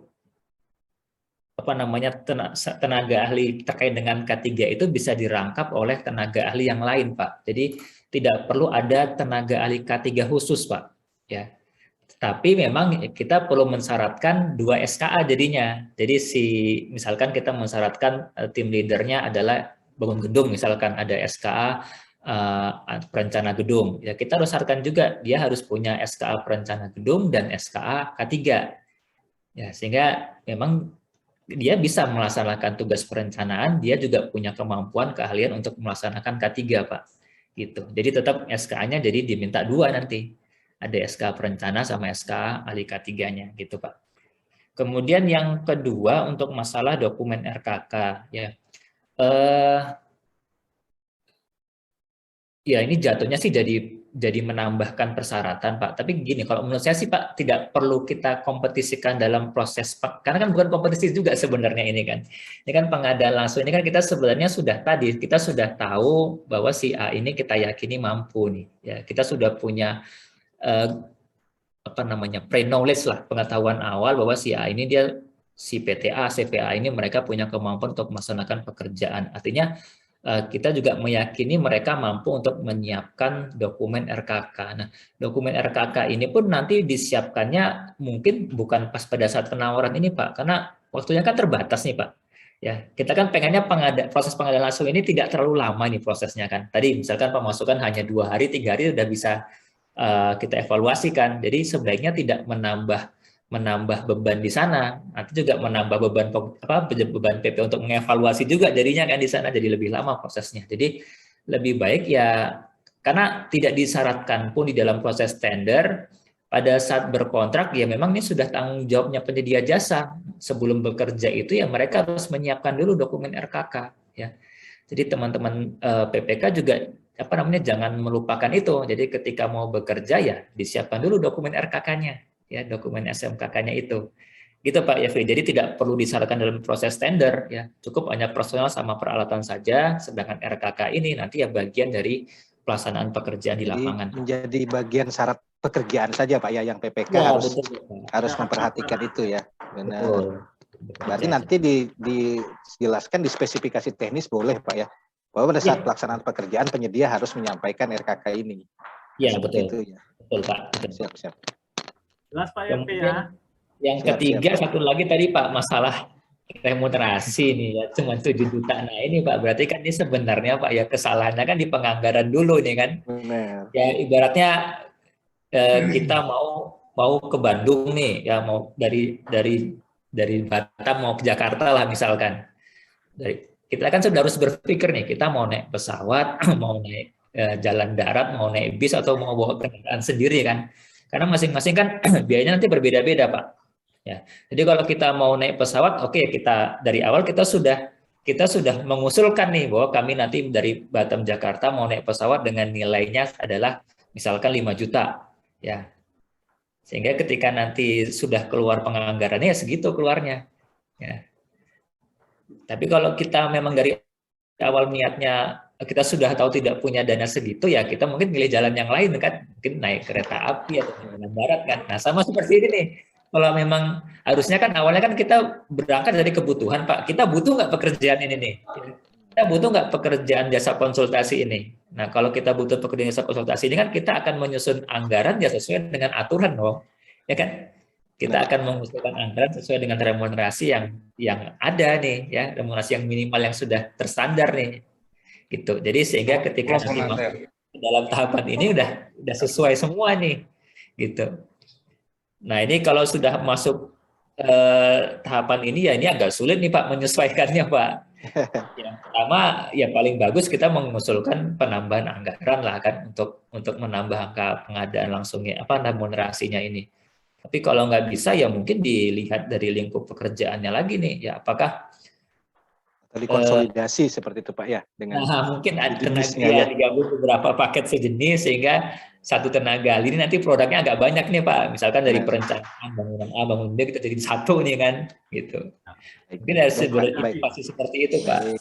Baik, gitu, baik. Pak Terima kasih Pak Pani, terima kasih. Ya Pak. Terima kasih Pak Yofi. Selanjutnya Bapak Ibu Nikmatul.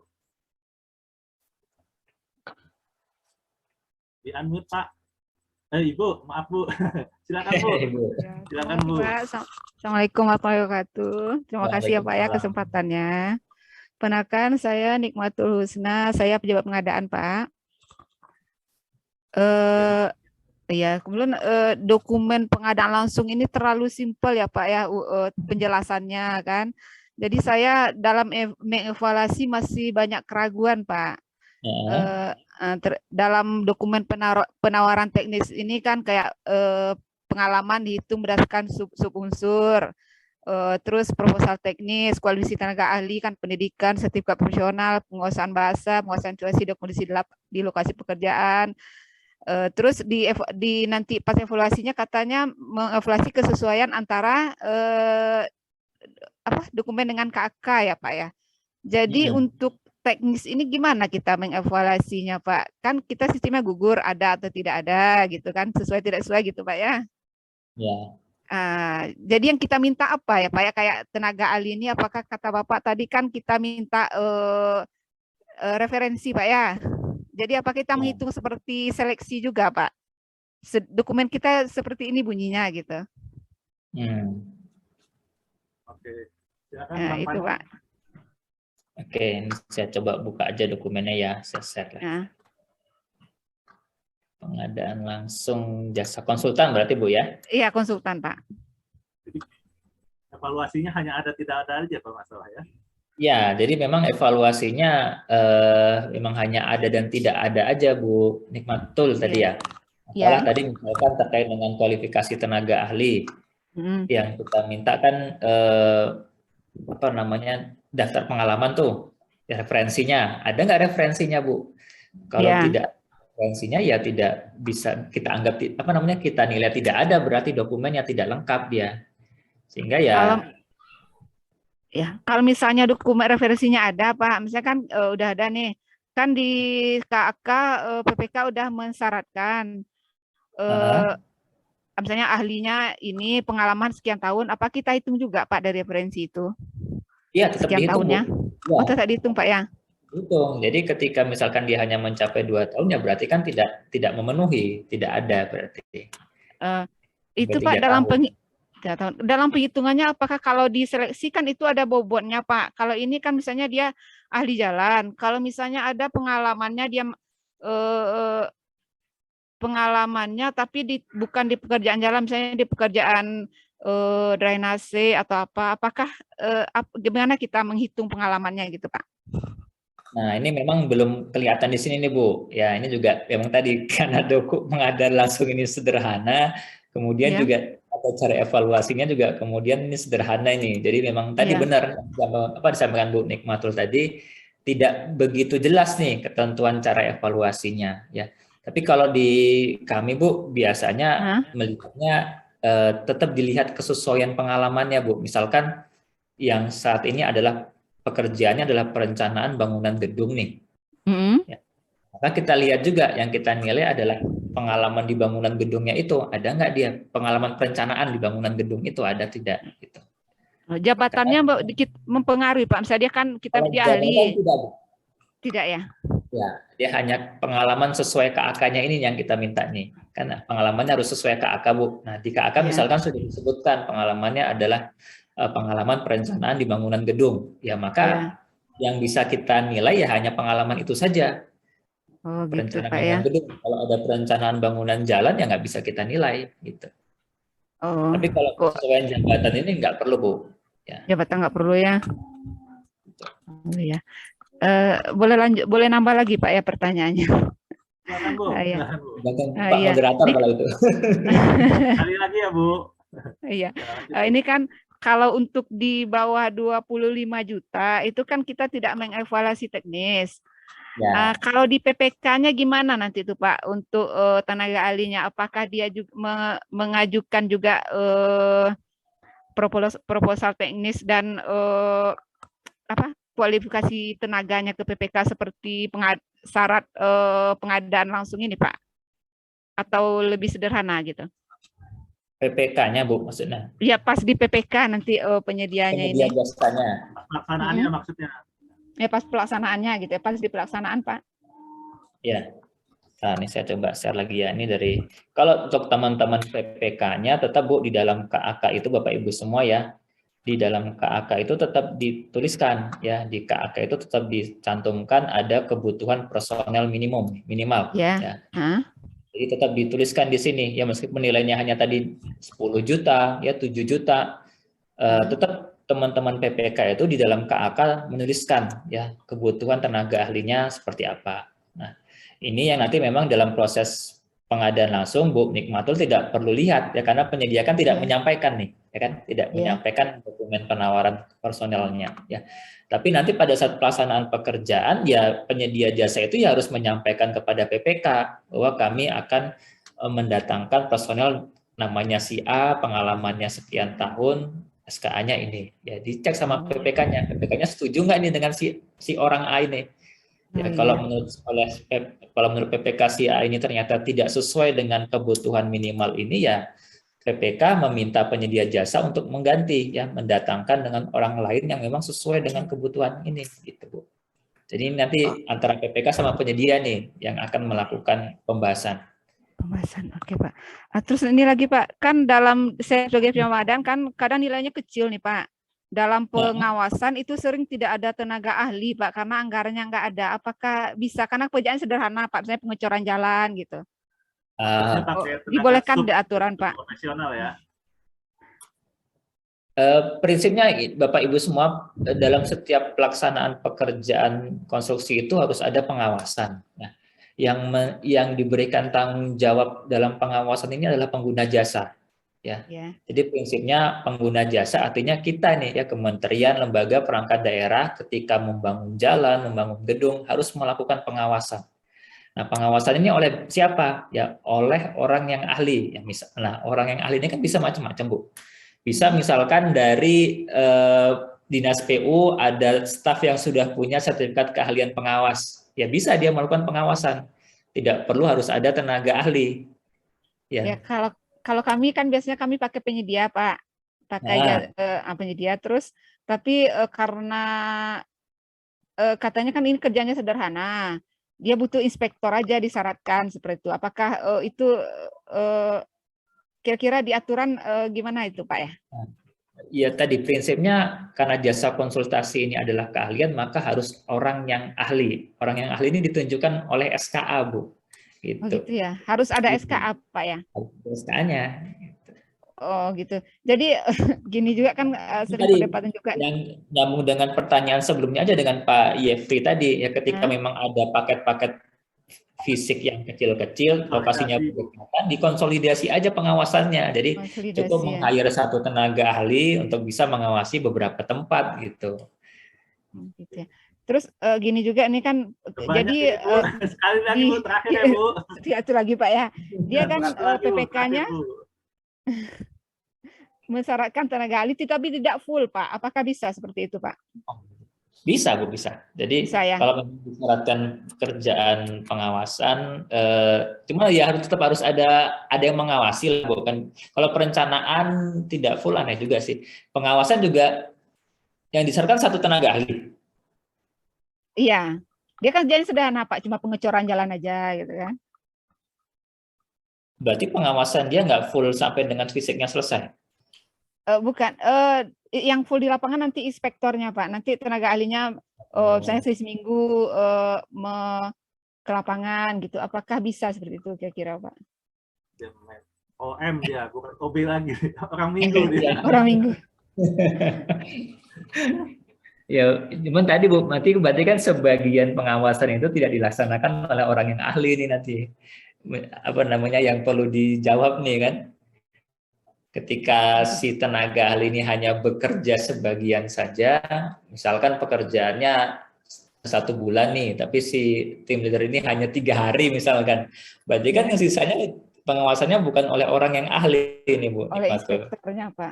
Oh, gitu ya. Ya, tapi dia nggak punya Pak. keahlian, Nanti, nggak punya SKA itu. Ya, nanti kalau misalnya mau tindak lanjut bisa ada nomor WA-nya Pak. Iya, boleh cek aja Pak ya. Iya. Oke, makasih Pak. Lanjutkan ya. Assalamualaikum warahmatullahi wabarakatuh. Waalaikumsalam warahmatullahi wabarakatuh. Pak Doni Otai, silakan di-unmute.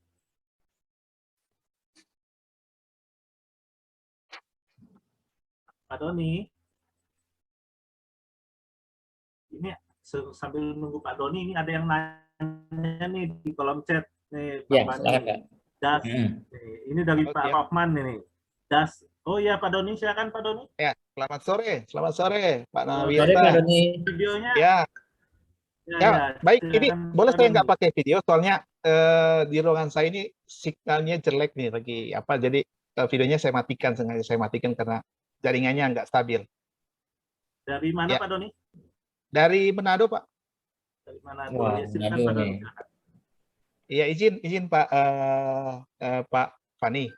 Mau Ya, nanya nih terkait pengadaan langsung yang untuk jasa konsultansi untuk konsultan perancang, kan salah satu output yang harus dibuat oleh konsultan perancang kalau di tender pekerjaan konstruksi kan itu rancangan konseptual SMKK ya, keselamatan konstruksi. Nah, apakah pengadaan langsung juga harus seperti itu? Terus bagaimana dengan penetapan tingkat risikonya itu harus ditetapkan juga di pengadaan langsung atau gimana? Itu pertanyaan pertama Pak Fani. Yang kedua, terkait keberlakuan sisa kemampuan paket, apakah itu juga diberlakukan pada pengadaan langsung untuk tender pekerjaan konstruksi?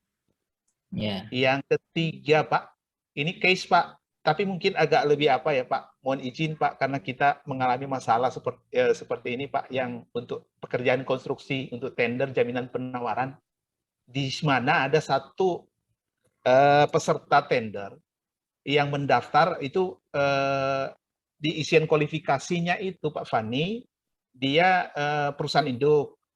Tapi jaminan penawarannya itu dia pakai kantor cabang. Nah, setelah kami lihat juga di dalam akta pendirian cabangnya itu cuma setahun gitu. Misalnya tahun ini ya untuk paket pekerjaan konstruksinya ini bulan Juni. Dibentuknya bulan Maret gitu. Itu cuma sampai setahun ke depan. Itu gimana? Apakah itu indikasi pinjam bendera atau apa itu Pak Fani? Mohon pendapatnya Pak Fani. Makasih Pak Fani, Mas Narwita. Ya, terima kasih Pak Doni. Silakan Bang Fani. Bang Fani, kalau yang nomor tiga kurang berkenan dijawab nanti via WA bisa ya, gitu kan. Mungkin nomor 3 ini aja Pak Doni ya, nanti via WhatsApp aja lah, karena di luar materi pengadaan langsung juga ini. Yang pertama soal SMKK, ya ini sudah diatur di Permen 10-nya Bapak Ibu semua. Jadi setiap paket jasa konstruksi, konsultasi perencanaan, perancangan, pengawasan, dan pekerjaan fisik itu semua harus membuat rancangan konseptual SMKK. Jadi memang harus ada ya, terlepas berapapun nilainya nih ya, meskipun nilainya kecil Pak Doni ya harus dibuat juga nanti di dalam pelaksanaan pekerjaan. Tinggal kan nanti kedalamannya aja beda-beda kan. Kalau memang pekerjaannya sederhana mungkin ya tidak terlalu tidak terlalu menyulitkan atau detail lah, seperti halnya rancangan konseptual SMKK untuk pekerjaan-pekerjaan yang nilainya besar gitu. Jadi tetap harus ada ya. Kemudian masalah SKP, nah SKP ini sama seperti tender Pak, ya. Jadi kalau di pekerjaan konstruksi ada SKP-nya, ya ada syarat SKP-nya. Jadi tidak boleh lebih dari 5 paket bersamaan, ya. Kalau untuk yang pekerjaan fisik kontraktor, tapi kalau di jasa konsultasi ya seperti halnya seleksi nggak ada Pak aturan SKP, ya. Jadi bisa saja ada dalam waktu bersamaan itu kemudian ada pejabat pengadaan langsung menugaskan CVA melaksanakan 10 paket pengadaan langsung jasa konsultan misalkan. Ya bisa-bisa saja karena tidak ada batasan SKP kalau di jasa konsultasi, ya. Cuman ya perlu paling nanti ditanya reasoningnya kan kenapa 10 paket ke A semua kan, kenapa nggak ke penyedia yang lain.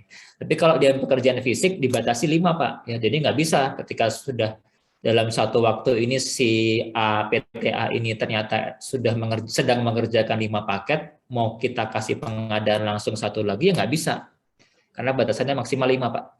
Ya, jadi tetap kalau yang fisik itu batasannya 5 ya, gitu. Oke, Yang Bang nomor Doni. 3 nanti mungkin Japri aja Pak ya, Nanti ya WhatsApp ya. via WA Pak. Siap, terima kasih Pak Doni ya. Pak Doni. Bang Fani, ini udah jam 15.01. Kita mau lanjutkan yang jawab via chat atau coba yang di chat dulu kali Pak ya, biar selesai, nggak apa-apa. Jadi mungkin Bapak sortir aja Pak yang kira-kira berkaitan kali ya. Ini ada masih pengadaan langsung Pak. Oh, masih iya. pengadaan langsung tadi. Ya Pak Doni, gimana Pak Doni? Yang mana Pak Doni? Halo? Halo, Halo, ya, halo. gimana Pak? Masih pengadaan gimana, langsung. Pak? Terkait yang Gimana, untuk pertanyaan 2 tadi, berarti kalau misalnya SKP itu diberlakukan untuk tender pekerjaan konstruksi, ternyata setelah pejabat pengadaan melakukan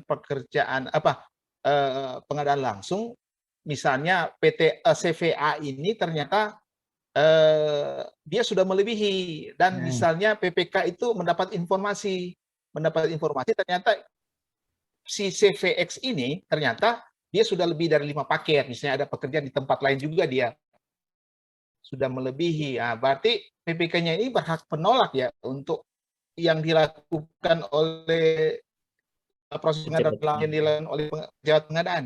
Kira-kira seperti itu ya Pak? Iya, betul Pak Doni. Jadi Bapak Ibu semua di proses pengadaan langsung ini pun ada hak penolakan oleh PPK ya. Ketika prosesnya tidak benar atau tadi ternyata setelah dicek oleh PPK ini SKP-nya sudah nggak memenuhi ini, ya bisa dikembalikan PPK ke pejabat pengadaan Pak untuk dilakukan pengadaan langsung ulang nih kepada penyedia lain berarti gitu. Tetap ada bisa penolakan Pak. Makasih Mas Fani, Mas Narwita. Makasih. Ya, makasih Pak ya, Doni. sudah puas. Sudah kelas. Ya. Kalau kurang puas nanti via WA Pak, ada nomor Pak Fani di slide-nya. Iya, baik. Baik Pak. Terima kasih. Bang Fani, ini ada Pak Rian, gimana ini? Kita lanjut? Oke, lanjut.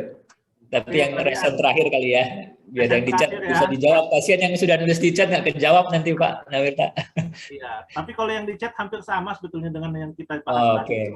Oke. Halo. Ya Pak Rian. Silakan Pak. Halo. Ya jelas Pak. Lanjut Pak. Oke. Ya Pak, mohon izin, saya dari Bapeda Jawa Timur. Mau tanya terkait perizinan berusaha Pak. Kan salah satu syarat kualifikasi itu kan perizinan berusaha. Itu apakah masih boleh pakai perizinan berusaha yang dikeluarkan oleh Pemkot atau Pemkap, ISUJK Pak? Tapi itu masih berlaku. Ataukah harus OSS Pak itunya? Kan di MDP itu bahasanya kan rancu dalam hal menggunakan OSS harus efektif. Nah itu Pemkot itu boleh digunakan atau apakah harus OSS Pak? Itu Pak. Oke. Itu aja Pak Rian. Terus yang kedua masalah sertifikat standar Pak. Kan sekarang kalau yang USRBA itu kan ada sertifikat standar. Itu saya tanya di DP Dinas Perizinan, kan konstruksi itu adalah resiko menengah tinggi. Nah menengah tinggi itu kan harus sertifikat standar sudah terverifikasi. Lah kenyataan di lapangan itu sangat sulit Pak supaya menjadi terverifikasi itu Pak. Gitu. Jadi solusi saya ya pakai yang lama Mas, asal efektif. Nanti efeknya untuk CV yang baru itu untuk menjadi terverifikasi itu sulit Pak, sehingga nggak bisa ikut PL di instansi kami gitu Pak. Iya, iya, iya. Gitu. Ya, itu yang RBA itu yang agak sulit itu Pak, yang menjadi terverifikasi itu Pak. Oke, dua itu Pak.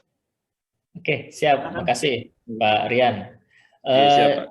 Jadi prinsipnya Bapak Ibu semua terkait dengan IUJK NIB ini berlaku untuk pengadaan langsung maupun tender dan seleksi ya. Jadi sebenarnya sudah diatur di Undang-Undang Cipta Kerja ini.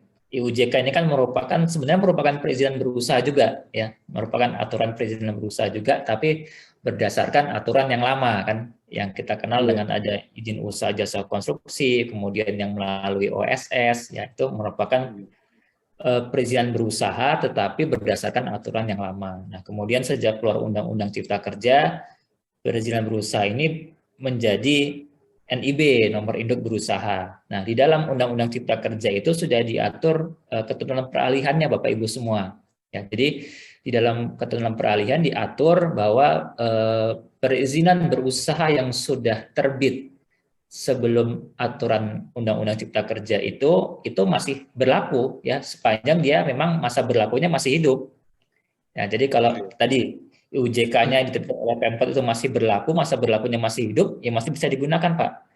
Karena di dalam Undang-Undang Peralihan tadi disebutkan perizinan berusaha yang sudah diterbitkan itu sama keberlakuannya dengan perizinan berusaha yang sesuai dengan aturan Undang-Undang Cipta Kerja. Ya, jadi penyedia jasa pun tidak ada kewajiban untuk mengkonversi. Ya, ketika dia sudah punya IUJK yang masih berlaku, dia tidak harus mengkonversi ke NIB. Ya, dengan IUJK ini sudah cukup. Ya, ketika nanti IUJK-nya mati, baru kemudian dia mengganti ke NIB. Tapi kalau IUJK-nya ini sudah berlaku terus seumur hidup, ya itu sudah berlaku, tidak perlu juga dikonversi ke NIB, Pak. Jadi kalau ada penyedia jasa menyampaikan IUJK masih berlaku, ya kita terima. Ya, tidak perlu kita kemudian minta mereka harus mengganti ke NIB gitu. Nah, kemudian tadi yang kedua memang kalau masalah sertifikat standar ini memang sifat jasa konstruksi ini dikelompokkan ke dalam jasa yang menengah tinggi dia ya, sehingga membutuhkan ada sertifikat standar. Nah, kalau di kami di PUPR sih Pak, sementara sih hanya mensyaratkan ya kalau dia menyampaikan NIB ya, tidak IUJK.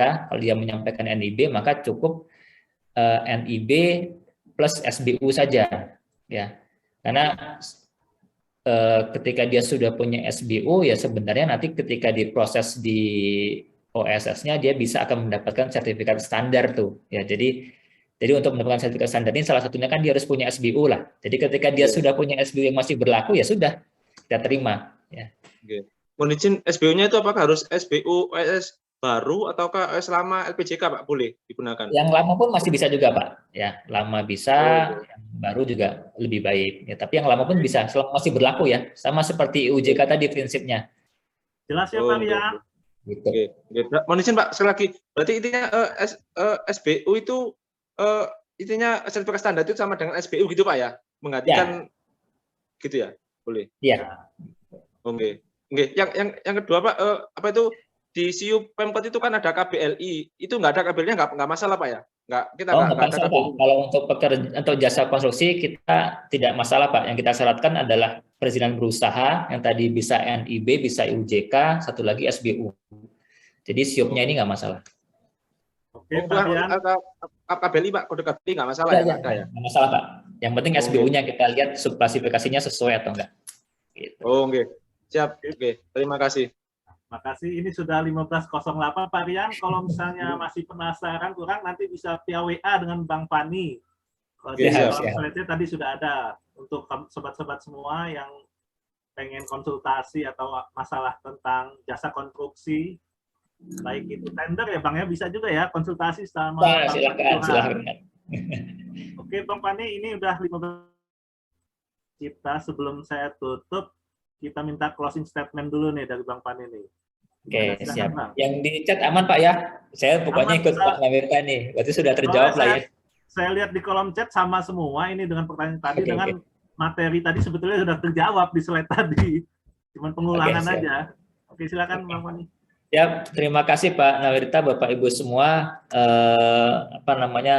Ya, yang pertama terima kasih banyak sudah diberi kesempatan bergabung di sini sharing dengan Bapak Ibu semua. Sebenarnya kami sampaikan di awal tadi, ya ini dua arah lah manfaatnya kan, baik untuk Bapak Ibu semua, untuk kami juga bisa menambah pengayaan pengetahuan tentang pengadaan langsung. Ya, mudah-mudahan apa yang kami sampaikan pada hari ini bisa Bapak Ibu gunakan, bisa Bapak Ibu manfaatkan dalam pelaksanaan pekerjaan sehari-hari. Kemudian yang kedua juga kami tadi tegaskan lagi ya Bapak Ibu semua, pengadaan langsung ini meskipun nilainya kecil, hanya 200 juta ke bawah, tapi ya ada peribahasa mengatakan kan orang tidak jatuh ke lubang yang besar, tapi justru jatuhnya karena kerikil-kerikil kecil nih kan. Jadi ya benar, pengadaan langsung ini kan nilainya kecil-kecil nih ya, pengadaan langsung kecil, tapi tadi karena sifatnya itu tidak ada kompetisi ya, tidak ada persaingan harga, maka ya perlu kita hati-hati melaksanakan prosesnya ya. Kita tadi sudah penyedianya sudah tertentu kan, sudah ada calon penyedianya, maka kita harus memastikan setiap proses dari tahapan perencanaan sampai akhir tadi ya semuanya berjalan dengan baik, dokumentasinya lengkap ya, administrasinya semua disiapkan, dilengkapi ya, sehingga nanti ketika diperiksa ya, ada pemeriksaan, kita bisa menjawabnya ya, kenapa kita mengundang si A, kenapa harganya negosiasinya seperti ini ya, kita punya justifikasi itu. Jadi jangan sampai ya tadi karena paket-paket kecil ini justru kita bermasalah kan, tender seleksinya aman tapi paket kecil ini kemudian yang menimbulkan banyak permasalahan.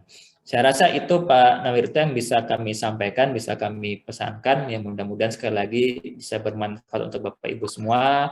Apabila ada hal-hal yang kurang berkenan atau penyampaian kami ada yang kurang jelas, silakan nanti bisa berkomunikasi lebih lanjut melalui WhatsApp.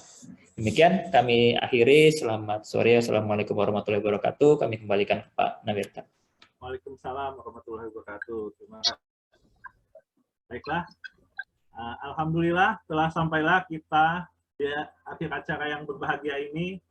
Saya yakin banyak bapak-bapak, ibu-ibu yang masih penasaran ingin bertanya, tapi apa daya waktu juga yang memisahkan kita. Jadi untuk bapak-bapak, ibu-ibu yang ingin berkonsultasi mengenai jasa konstruksi bisa menghubungi langsung dengan Pak Paniduha. Nomor WA-nya ada di slide tadi itu. Terima kasih kepada narasumber kita, Bapak Paniduha, yang telah membagi ilmu dan pengalamannya. Semoga akan lebih bermanfaat dan menjadi ladang amal untuk Bapak Paniduha. Terima kasih juga untuk Pak Muji Santosa dan Prof. Muklis yang telah mengadakan acara webinar pada hari ini. Semoga bisa menjadi amal jariah untuk Pak Muji dan Prof. Muklis sekeluarga. Udah juga ucapkan terima kasih juga untuk seluruh peserta yang telah hadir dari awal sampai akhir. Untuk sobat semua yang mungkin tertinggal atau ada yang terlewat saat webinar tadi, jangan khawatir. Sobat semua bisa menyimak dan menonton kembali acara webinar kita tadi di YouTube-nya MS Training and Consulting. Jangan lupa like, subscribe, and share-nya. Udah ingatkan kembali untuk sobat-sobat semua, jangan lupa mengisi daftar hadir untuk mendapatkan sertifikat. Sebelum Udo akhiri, apabila ada kata-kata atau perbuatan Udo yang kurang berkenan, hati-hati sobat semuanya. Udo mohon maaf. Terima kasih. Wassalamualaikum warahmatullahi wabarakatuh. Waalaikumsalam warahmatullahi wabarakatuh. Terima kasih Pak Muklis. Pak Siap. Haji. Terima kasih Pak Pani. Makasih.